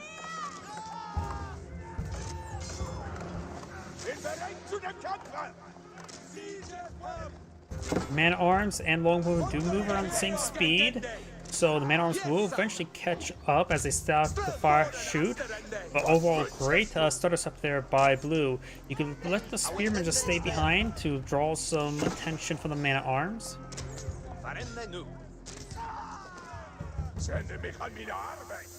At this current rate, the Order Dragon player may want to go with the Bolgraf Palace rather than the Regnese Cathedral. We do have King's Palace now being put up by the English. And the Order Dragon player is nowhere near aging up. He is not collecting up any gold at the moment, and nowhere near has enough food. He is not in a good position. Longbowmen are still pretty good, even after the new DLC was released.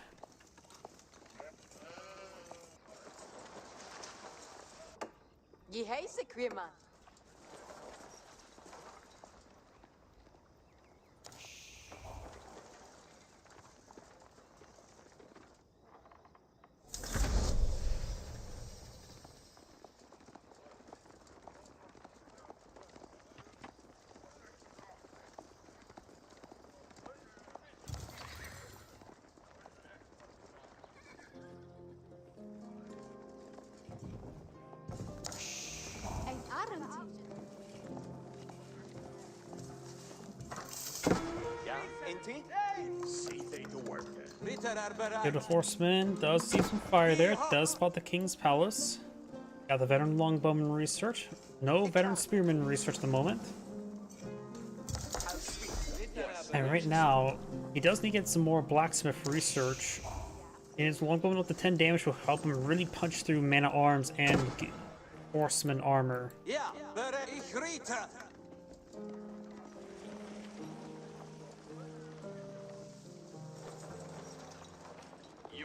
Not much fish left out at sea.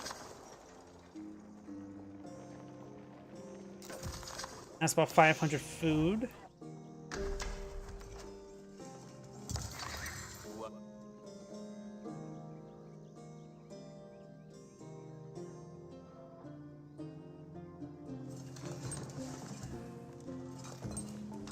Berry bush is being collected on up. Gilded Horseman there. Interrupt the barracks deployment. Got a monster upon the field.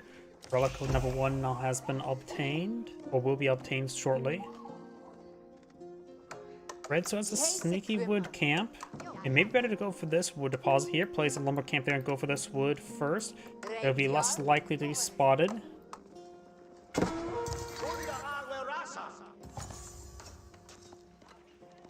Monk receiving some damage. God's winkle have been made. Monk will go down.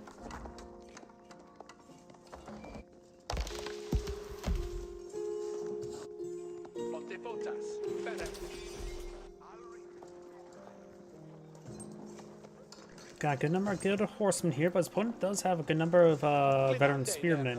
No one never down. Yeah, he just made it from I to age up. He is just far behind. And since now he's fighting against the second town center, he's going to be out producing civilians as well. Comathon. Tin winless. Bereth. Look, that boar has been completely obtained. Right, y'all. Picking up the deer is a little bit of a gamble right now. More longbowman spearmen being put up there. Does find an opportunity there. Spearman now engaging the Gilded Horseman. Got the man-at-arms also engaged as well. He's able to take out those spearmen, he'll do a bit better. But right now, their damage. Doesn't have the. There's the next round blacksmith research. But still, 9 damage. Barring the 1 versus 3 armor is still punching quite good. But also, he will get cleaned up now. But it will not be pretty for red either.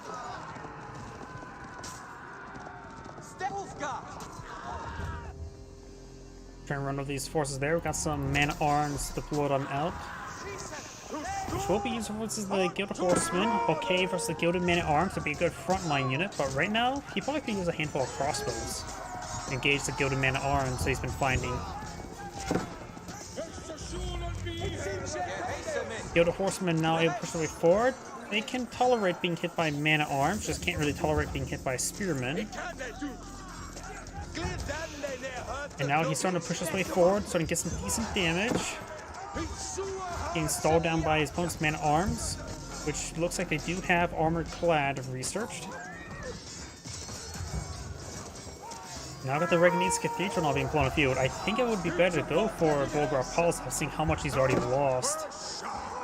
But he's going to go for Regnitz Cathedral. His opponent's been in Castlewitch for quite some time. The chance of him getting relics is unlikely. Yeah, it's definitely. I think it's now think about the fact that he will not be able to obtain relics. Of course, with his cast vision, knowing his opponent has gone for a good number of relics, but he's seen the monk take back relics. He knows his opponent's going for hunting relics. I think it would have been a better idea to go for Bolgraf Palace, because at this point in time, he may get 1 relic. That's the last one's way down here. Which could give him 2 relics worth of gold income, or he can go for the Bolgraf Palace, which will give him a 30% discount on 1 set of barrack stuff, which will probably pay out longer.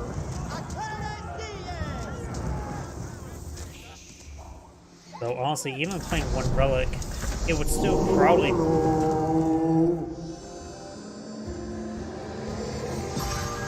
Huh, there's no little arrow above that, Order the Dragon Villager head.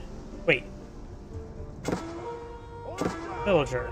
Sind zur Bedeckung. So wait, if you convert dragon villagers, you just get regular villagers? I did not know that.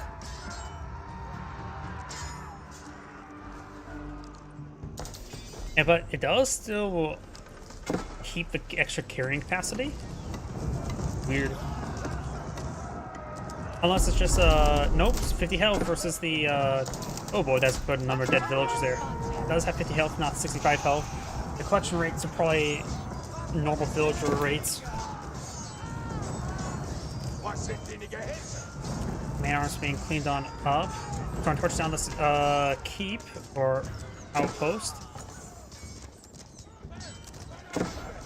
Emergency repairs is now on cooldown. And some red units are starting to be cleaned on up. The English player has more than double the civilian population as his opponent, so it's not looking good for the Order Dragon player, that's for sure. I was thinking about it. Even obtaining one relic for Regni's Cathedral would provide 75 gold per minute constant, while Bolgrav Palace will, if you constantly build from it, would probably provide you more value than one gold relic. If you think about it, you can actually draw reference to what's better, an extra relic income versus constant production. Constant productions can be measured. Let's just say, where's the barracks for me to reference to? It will make it produce 30% faster, so probably go down, what, 15 seconds? With a 30% discount, say this 160 cost unit costs a 30% discount, which will be about a 50 resource per production. 50 times 4 equal 1 minute would be 200 resources per minute. Wait, I guess the Bolgrav Palace, the more I look at the mathematics, the more resources per second able to match even if you have more than 3 or 4 relics. Granted, it's just a set of gold, which is very useful. You don't have to do much with it, but Bolgrav Palace may actually net more value in almost all situations, now thinking about it. I need to work on that math a little bit. Perhaps not during a stream. We have a Gilded Knight here, taking a large amount of abuse, but will be focused down. Only had 5 melee armor, and the Order of Dragons just down to 4 population. Has 4 military units, has 2 crossbowmen. Does force back this area, lost a good number of farms there. English players trying to build out some more walls, and almost has enough resources for aging up. And pulling out the, say, Berkshire Palace right here would probably spell death sentence to the Order Dragon player, which he's already probably going to lose, honestly.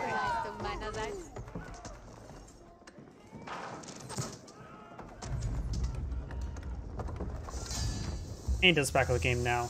This is Grade saying thank you for watching, and on to the next replay. The more I think about it, the Bolgrav Palace would generally provide more value. Because every single relic provides, what, 75 gold per minute? I forget the exact amount. I just need to sit down and actually look at the math behind that.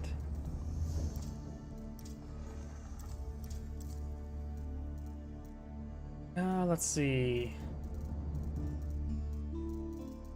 There's just short replays left here, so let's find another player.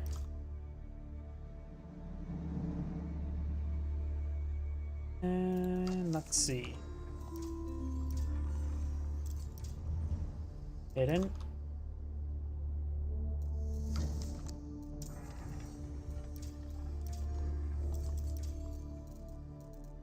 Let's see, 26. Maybe replays I've already casted. Yeah. Saturday and Sunday was no. Saturday and Sunday was the 30th, 31st, so no new replays here. I don't cast 2v2s. Never really looked into it. In which I'm not sure why I'm. And let's try him.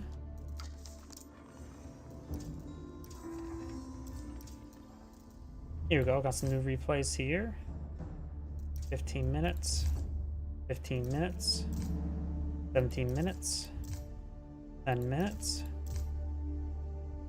21 minutes. We could do that one. 24 minutes. That seems a little bit better. 20 minutes. 16 is too short.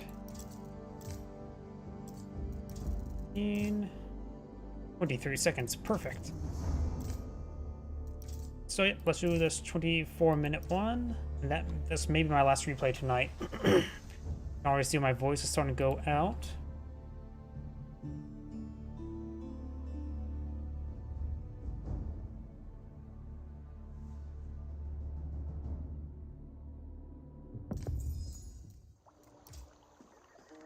Greetings everyone, and Great here for another Age of Empires 4 replay. Spawn on the right side as the red Japanese, we have Liquid Demu. Spawn on the left side as the blue Mongols, we have El Sensei. Ovo in the center of the map, little area there. And Japanese will have some great opportunity there with the reduced fishing boat cost. So there's a good number of fishies out at sea. The Mongols could try for some piracy to counter. Oh, its gold deposit spawned really far away. And Japanese player managed to get 2 gold spawns on the central island, while both the Mongols are relatively close by as well, but it seems like it spawned a little bit farther.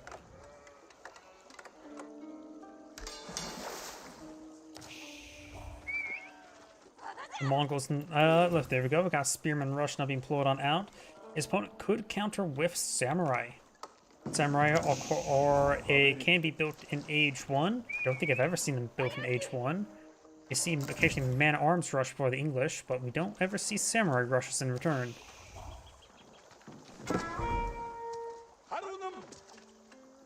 Belgium does take some fire there. Got an outpost being employed on out next to this gold deposit. Since he has not touched the gold once, he want to make sure he can secure it up. There's a villager there.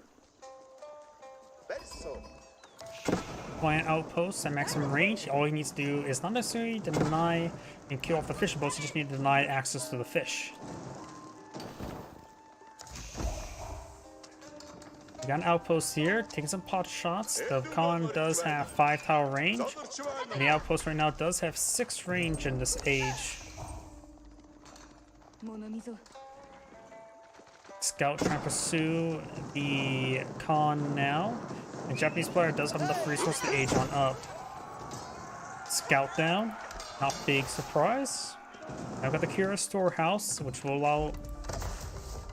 Wait, what the hell? This is a really bad spot for it. It will not be able to pull out a good number of farms. I am...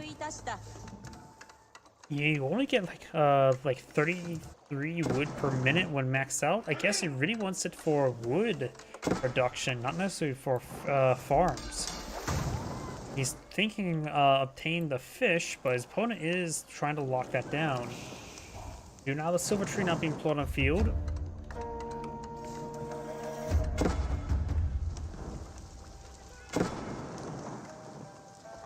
Fishing boats pushing way over here.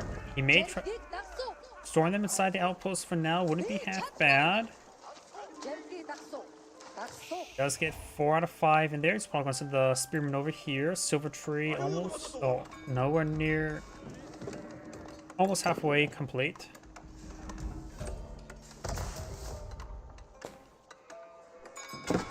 He is not eyeing. Does have, of course, 1 farm. It's like placement for maybe 2, probably 3 farms over the side, maybe 3 on this side, and that's going to be it. Actually, the more it look like it's maybe only room for 2. Yeah, it should be 3, since it should be 3 along the side.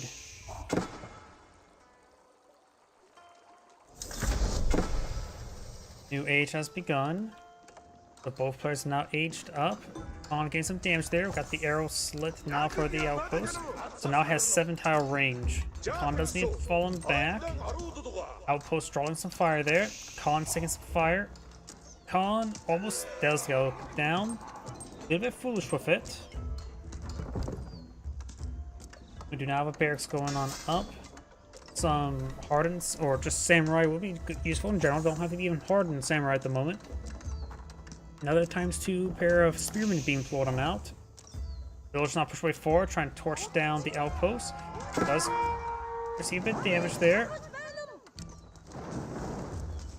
Dancing around the villagers, pulls back the wounded one, leaving the wounded one's back. Does take out one of the villagers. Some spearmen are getting hit as well. Outpost pretty close to being complete, but pretty close to being torched down as well. Now we've got a Naginata, Onobushiga.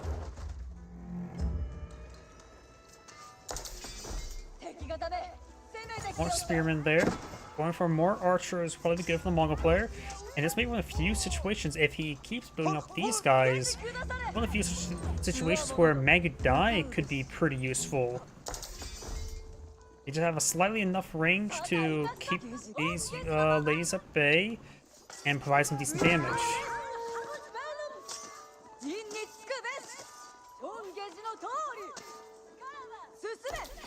Now trying to get inside of the outposts now. Does have arrow slit research as well. Mongol players now eyeing for some fishing boats.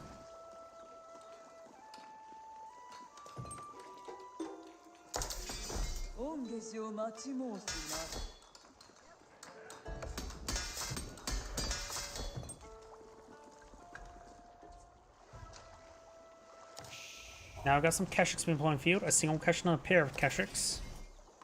Fishing boat here for scouting. We will spot the Keshiks. We got now the melee upgrades now being researched by the Japanese player. So these Naginata warriors will get some good damage. They will do 8 damage per attack at a high attack speed. Higher armor Keshiks will be able to resist a bit more damage thanks to their, well, having armor. So maybe some melee armor would be quite good for the Mongols right now, seeing all these Naginata warriors. Dude does get a good number of fishing boats in the field, getting out some more fishing boats as well, so should have plenty of food income from there. And does have access to traders, so he may be, yeah, he's going for some trade.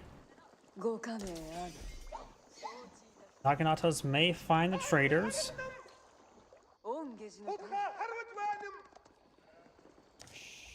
They're just being tasked there, and going to make a round trying to find the traders. Deer Stones is a relatively weak landmark, and the Silver Tree's double-edged sword landmark. And the double-edged sword is going to be very, very apparent very soon, because these traders are going to be ripped apart.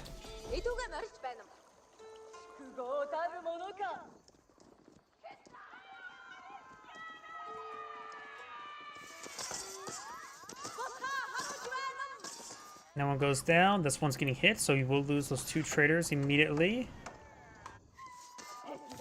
And that was his first 2 traders. Keshiks trying to gauge his force still there, get some damage on these Naginatas. Trying to go for another outpost here, the outpost is slightly damaged. A couple Keshiks now push up here. They're split up. One will get a charge off, both of them get charges off. Taking quite a bit of damage there, picks off the wounded ones. One of them gets sliced up, the other one probably won't last all too long. Yep, you looks like going to need more Keshiks up there. Does take out the spearman, cancels the outpost, lose a couple villagers there. Traders looks like moving around this side, so the Naginatas will not be intercepting anymore at the moment. And he knew about the traders because of the fishing boat, now realized. The fishing boat's finding some great scouting there.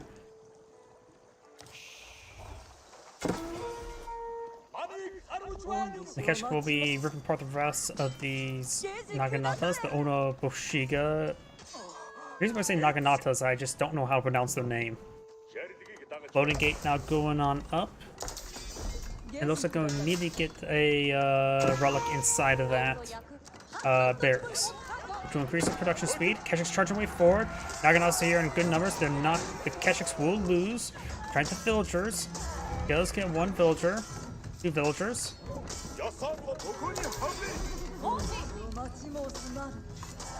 Yeah, a good number of villagers there. But they will lose all those Keshiks.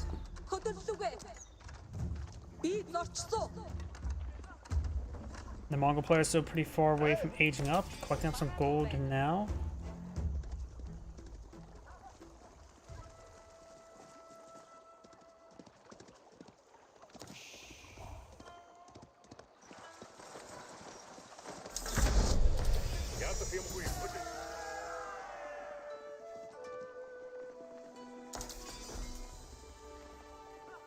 자, 백수, 아인당 아론도가 Taking out that one individually. Wolf gained some bites here, which may have killed off this one here if it was slow enough. Archery range not being put on the field. Regular archers will be useful, as well as Magidai. Well, the few times I saved, they're good. Shipboat does go down. The archer ship will provide plenty of defense in this region.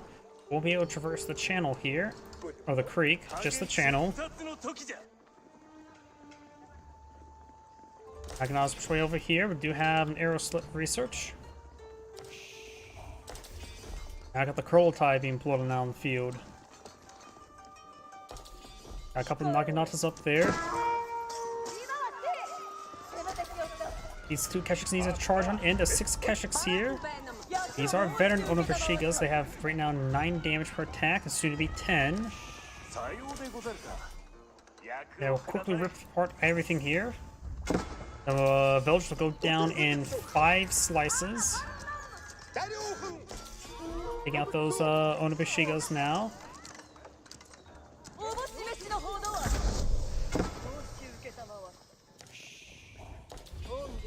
Couple traders going down over here. Kurultai being redeployed defensively. We've got the Keshiks now moving around to hunt down these Onobushigas. Good number of them over here, and now we do have some mounted archers as well, which are a anti-heavy. They do also have 5.5 tower range, same speed as attack speed as crossbows, and a little less damage than crossbows.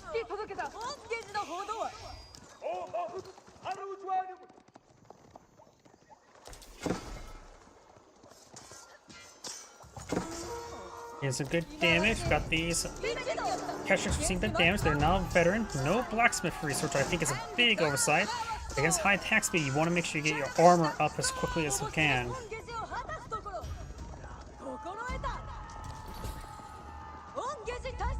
These traders need to be rallied off. They're about to lose some. This one will go down, but will not get traded off before dying.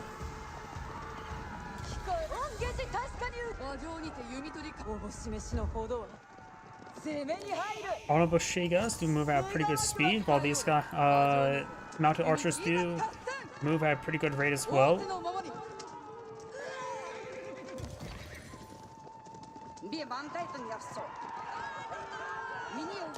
Got some archers not being put out by the Mongols. Has 260 stone, not collecting any more stone wounds, so it looks like the OVO is depleted.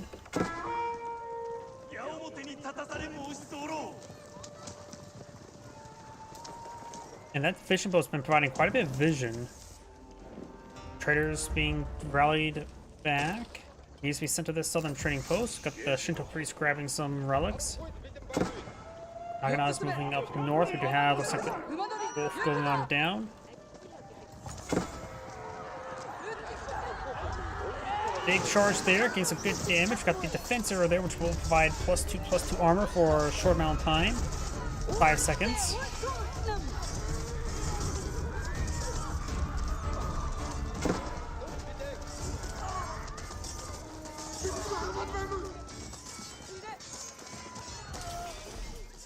And it looks like all those Onobushigas go down. We've got the Onomushas now getting some decent damage on some of the traders. And I'll catch try and pursue them. We do have the charge being activated. Nice stutter step there.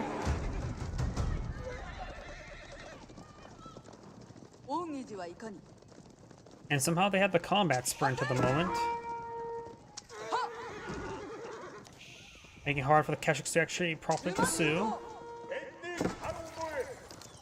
Outposts here will be more than pumped to keep these at bay.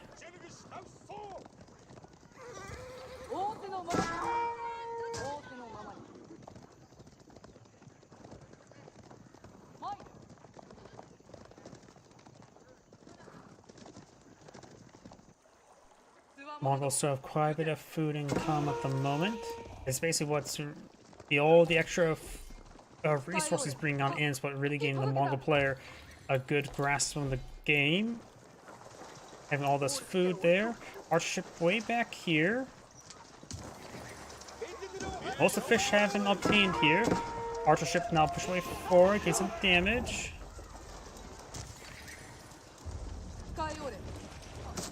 Getting some decent damage.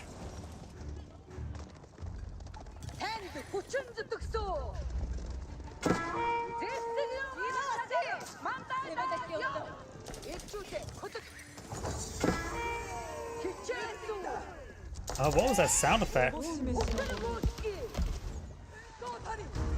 All typing redeployed. We do not have the Steppe Lancers.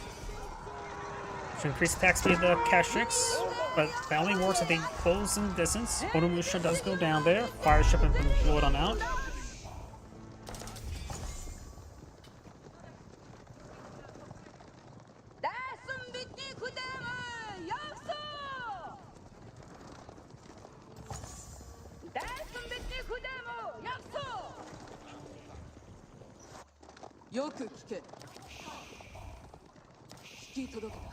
Got this force now pushing over to the left. We of course got the two outposts here. The skull deposit is almost completely claimed up as well. We got some reinforcements. These outposts should keep this force at bay. Dahl will not get two outposts full of garrison. Veroslits can do quite some damage. Got an outpost attempting to build up here. Got archers defending. Shinto Priest will let it go down. Lewis not caught up any relics. Now we do have the outpost firing away, getting some good damage. Onobushikas will not be able to torch these down all too easily. Got a number of archers here providing some decent damage. Got a banner man here. Yep, and now got the Onobushikas pushing up, or Onimusha heading up north. Got a counterattack, forcing back these forces here. Spring Golden placement. More of these traders starting going down. Archers trying to respond to them.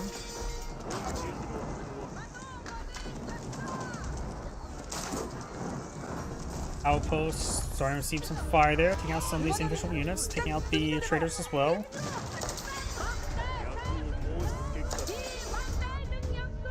Got a number of traders up here, as well as some outposts being pulled out.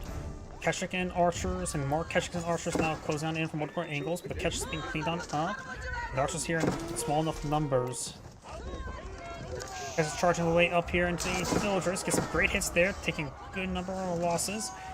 Archers engaging, no Khan in this region to support. Oh, there's Khan. Let's use the speed arrow there to increase the movement speed. Doesn't have the whistling arrow research, is very problematic.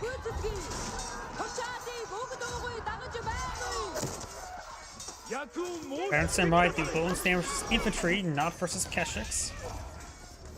But they will do bonus damage versus archers. So many of these traders going down. They're not being tasked on off. We got some archers here engaging. They do have less damage than the Onimusha, but with a higher attack speed. Couple Keshiks now flanking. Get some good charge attacks in, able to close the distance. A lot of the archers get some more shots on in, but taking out more of the traders. Oh, there's actually a force up there not being rallied. That's actually a bit of a problem. That could have made a big difference.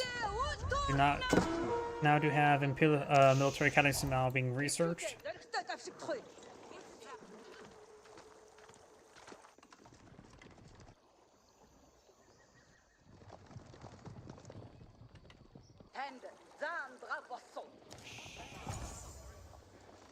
Fortified outpost completed.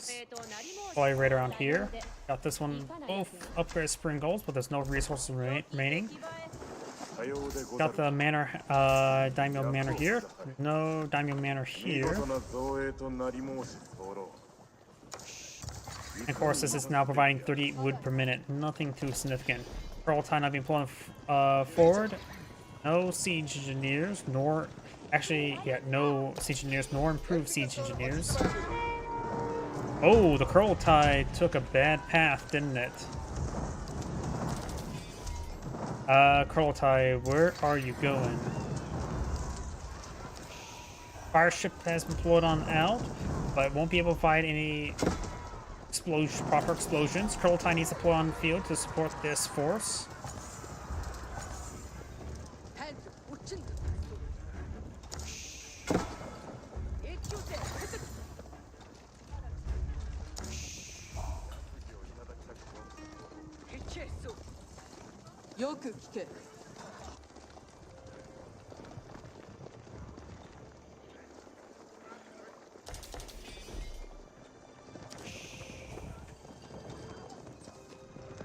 And now I've got siege engineers, regular siege engineers, not improved siege engineers not being researched. Onomusha taking massive damage there. Kurultai not being set on up, this stuff will be torched on down. I'm going to click on OVO, see what research we have. Research looks like it went for the faster pack up and all that sort, but no raid bounty. Raid bounty takes 7 structures to pay for itself, which is not that easy. But improved raid bounty, of course, allows you to convert stone into other resources, which makes it a little bit more of a useful. Looks like the fire ship does explode, gain some damage. Couple battery runs not being pulled out. Was the multiplayer going to either finish the game? Keshik here engaged some villagers.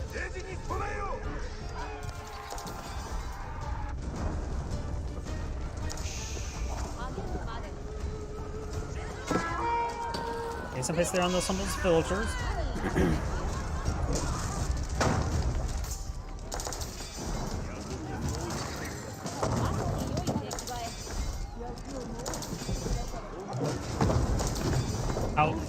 Not outpost.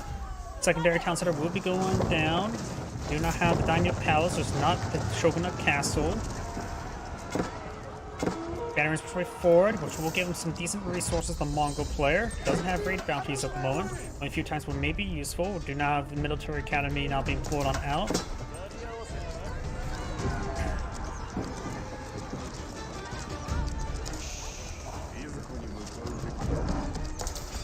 More farms been set ablaze. And there goes some more of the farms. Raid's trying to now engage. We got a good number of archers here. Keshik's now charging way forward. We now have the arrow increasing attack speed of these units by 100% or 50% for 3 seconds.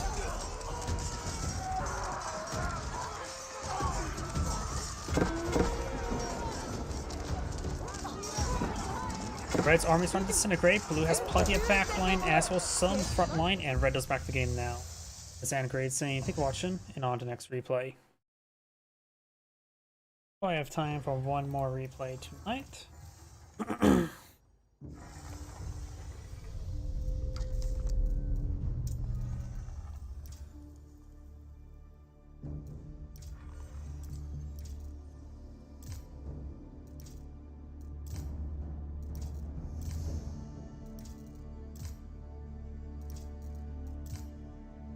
Here we go. Let's do this one.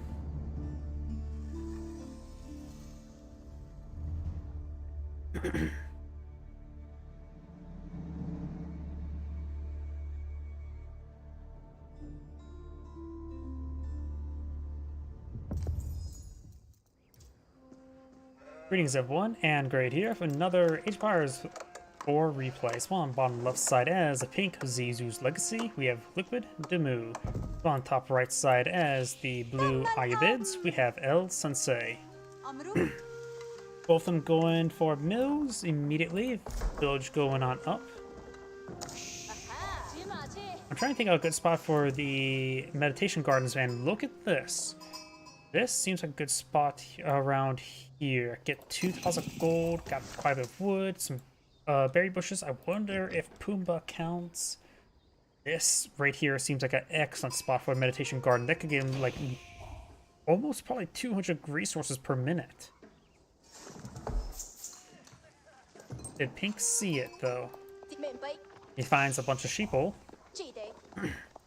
House of Wisdom now going on up, and let's make sure we have that selected so we can see the research, since it is currently bugged, where it doesn't show the research up here. He's probably going for population growth immediately. It's either a trade or growth that's usually first. Growth gives him villagers, and immediately gets growth.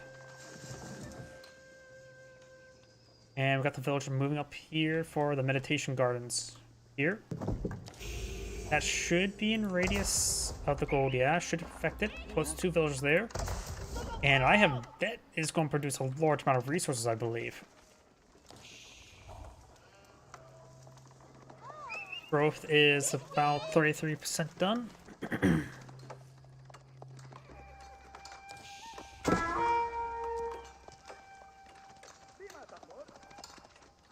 说也。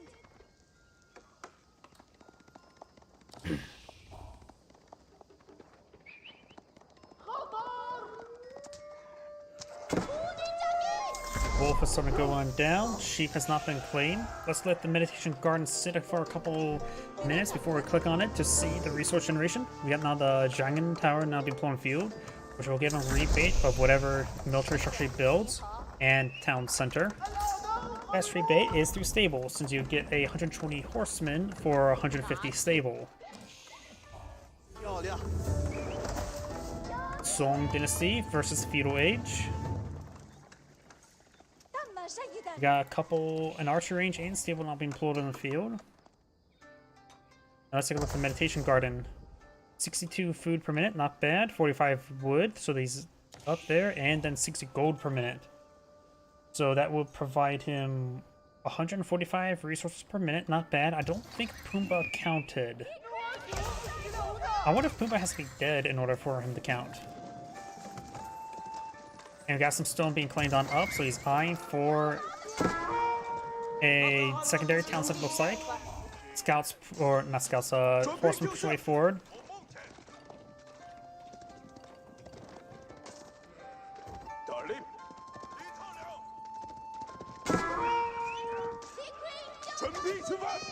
Horsemen falling on back now.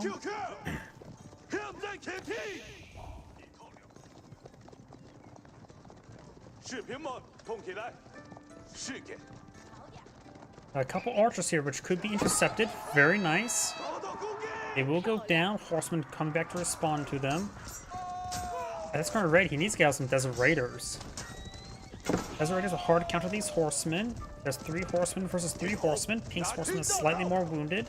Scout on both sides well. Hand cannoneer slit now being researched by one of Zizu's Legacy's outposts. 士兵们，动起来！ Pumbaa could be enraged. After all, nothing's more dangerous than disturb Akuna Matata. 是的， Scout could pull back for a moment to try to draw some fire, but looks like the horsemen are attacked ordered on this horseman.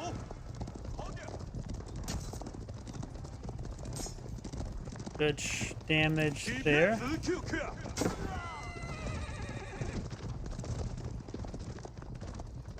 Is that one of the horsemen? 让我们走。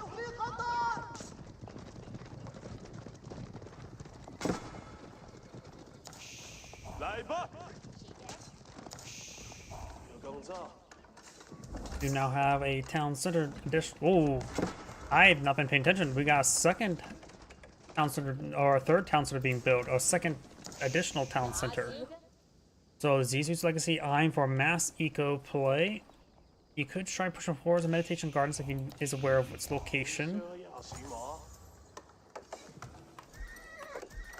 No Desert Raider in the build queue. I would assume one would be a good idea to mix on in against all these horsemen.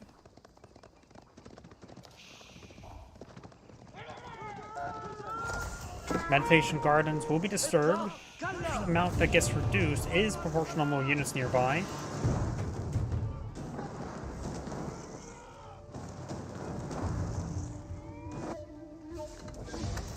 Archer range going on up, as well as some archer ranges. Horseman find opportunity to engage his opponent. He's going to stand and fight. He does have the Town Center nearby for fire support.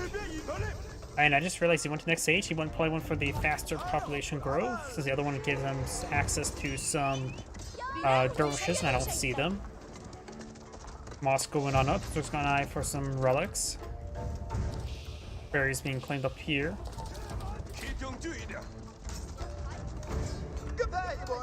Need some damage there.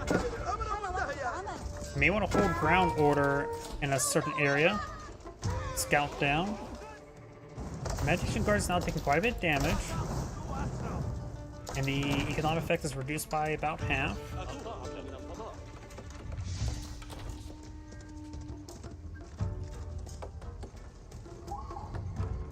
Got a large number of Zinchnu's not being pulled on field. They'll do 2 damage per bolt against the horseman. Zinchnu's right now, it's probably questionable in my opinion. He knows he's fighting against the next age. He's going to be fighting against heavy armor units. He would assume be men at arms, but got Camel Lancers as well, not being pulled in the field. Which they will do 1 damage per bolt. Probably a good idea not go for any blacksmith upgrades because of the lack of damage he will be doing.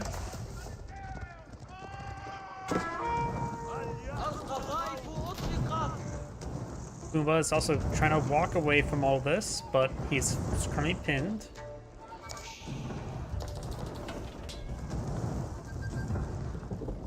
Trying to rotate around, trying to flank.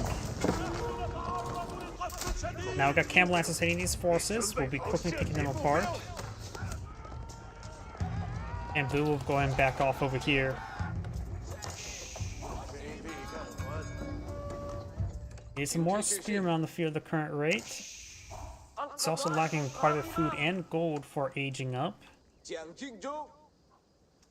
actually lacking food for our villager production, isn't he? Yeah, he has no villager production at the moment. So dying these berries has actually been quite important. And that spearman will go down. Needs more spearmen. Engineer slots will be decent versus the heavy armor units, but only decent.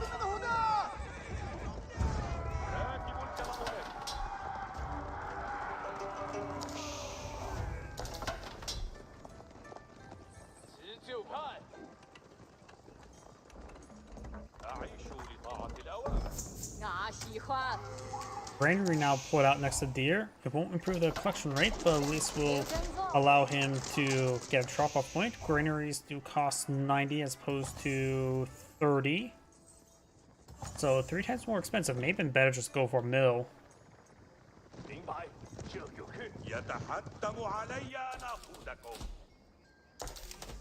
Big line of palisade walls now going on up over here. Does it also get a cost reduction for walls? Doesn't appear to be.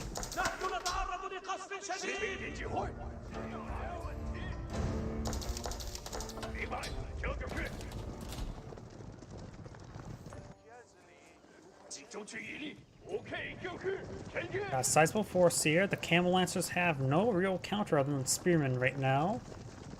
Archers, of course, will be effective versus the Spearmen. Additionally, since they're age 3 unit versus age 2, Camel Lancers can stick around and punch the Spearmen a little bit more. And Zeus's Legacy can't deploy archers engage his opponent's archers because he simply does not have access to them. Zinchnu's need to start focusing on those spearmen. Or not spearmen, archers. And now the spearmen are getting ripped apart there. King's army will go down likely.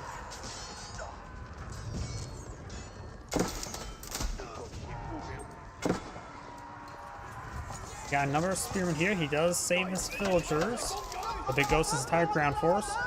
Ink has a hard time of killing anything so far this game.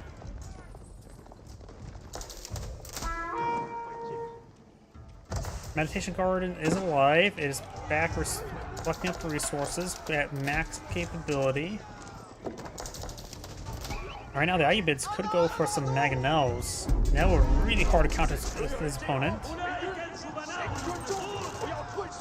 Spearman trying to charge away forward. Zuchu needs to make sure they target down those archers. But he also has a good number there. He can't be focusing on firing them too much or else he'll do a lot of overkill. Looks like he's doing some decent work though. Splitting up the damage just enough.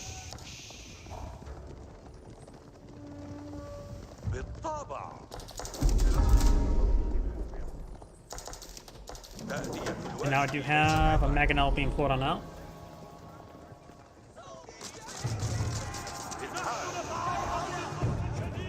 عند كلمتي سيروا تقدموا بشجاعة يا رجال.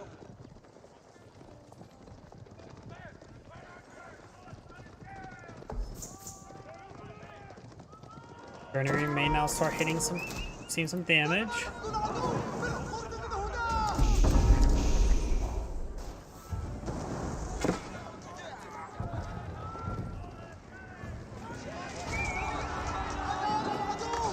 Mangonel rolls a pretty sizable miss there. The terrain may have ruined it with the targeting thanks to the hill.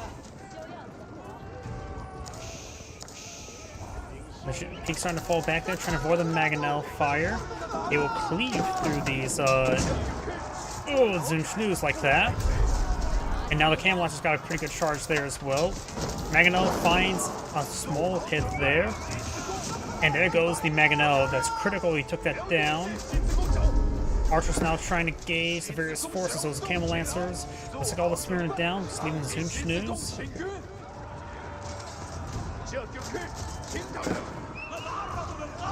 Zunschnu's legacy player has plenty of gold to age up, needs food. Does lose a couple of villagers. He does have good villager production, but has been maintaining trouble producing food for those town centers. 6 sites now approaching for blue. Those are trying to get inside the town centers, but some of them are getting stopped. Actually, a good number of those villagers are getting tied up right there. Got a good number of kills there. So far killed 17 so far this game. He still is behind a villager count, but if they're stuck inside the town center, it's not collecting. They're not collecting. He is out of wood for building out any siege weapons. And he too has plenty of gold. No additional research there. Currently at tier 2.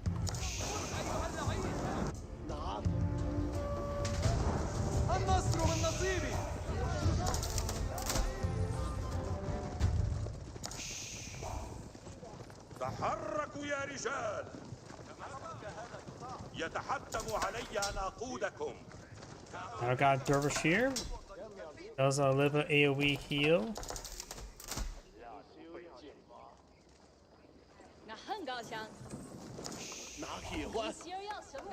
Ink not only has a lower quality force, has also a smaller force in his opponent.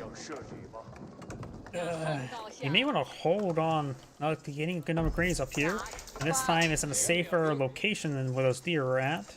He definitely does need his food income. At this point in time, he just needs to age up, get out some crossbows. Mangonels wouldn't hurt. Even veteran spearmen would be very nice against the Camel Lancers. Some of these villagers start going down. He started pushing to his opponent's base. Zunschnus get a volley there. He does have 2 range armor versus 1 range damage. So they're doing 3 damage per arrow bolt, doing 9 damage per volley against the archers, which is decent. Camelot is getting forced on back. Doesn't really fight in the urbanized environment. Right now, the villager count is quite similar.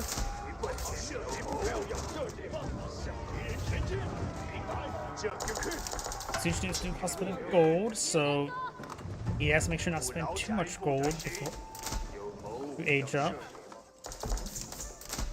This gold deposit he has to claim is right there. I suppose the Meditation Gardens is providing decent gold income over time. At 60 per minute, each Zunschnu does take 15 seconds to produce, so you'll be with 3 archer rages, you will definitely be spending that gold or faster than you get from the Meditation Gardens, but it does at least offer him out a little bit.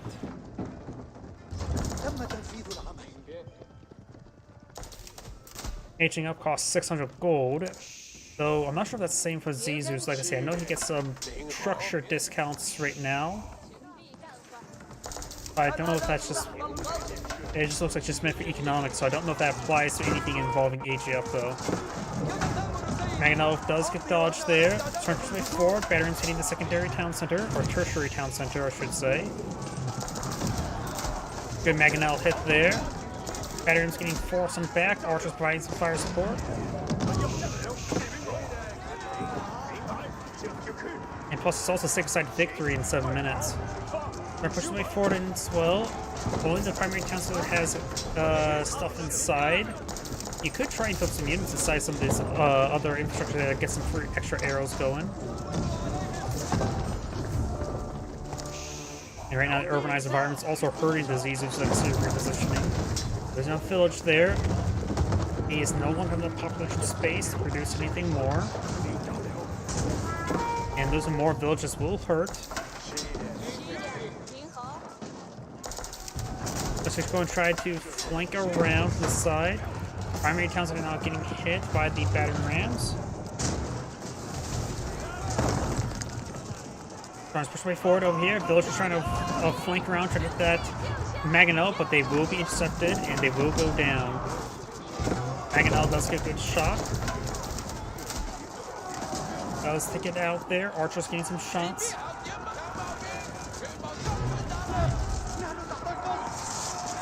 Does get a decent spear brace there on some of the Camel Lancers. Where the Camel Lancers are just taking 1 damage per bolt. Town center, we're seeing massive fire. Spearman getting overran.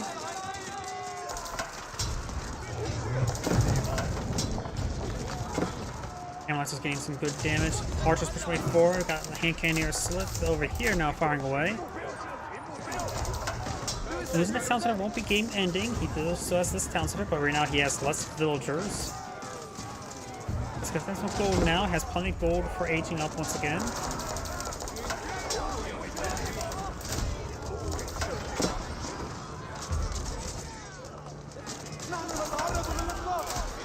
Some of the villagers getting hit as well. Primary town centers have been set ablaze. And blue and pink does back of the game now. This is Android saying thank you for watching, and on to next week. As I mentioned beforehand, that is my last replay tonight. So everyone, thank you for watching, have a good evening, and get some good rest. Enjoy.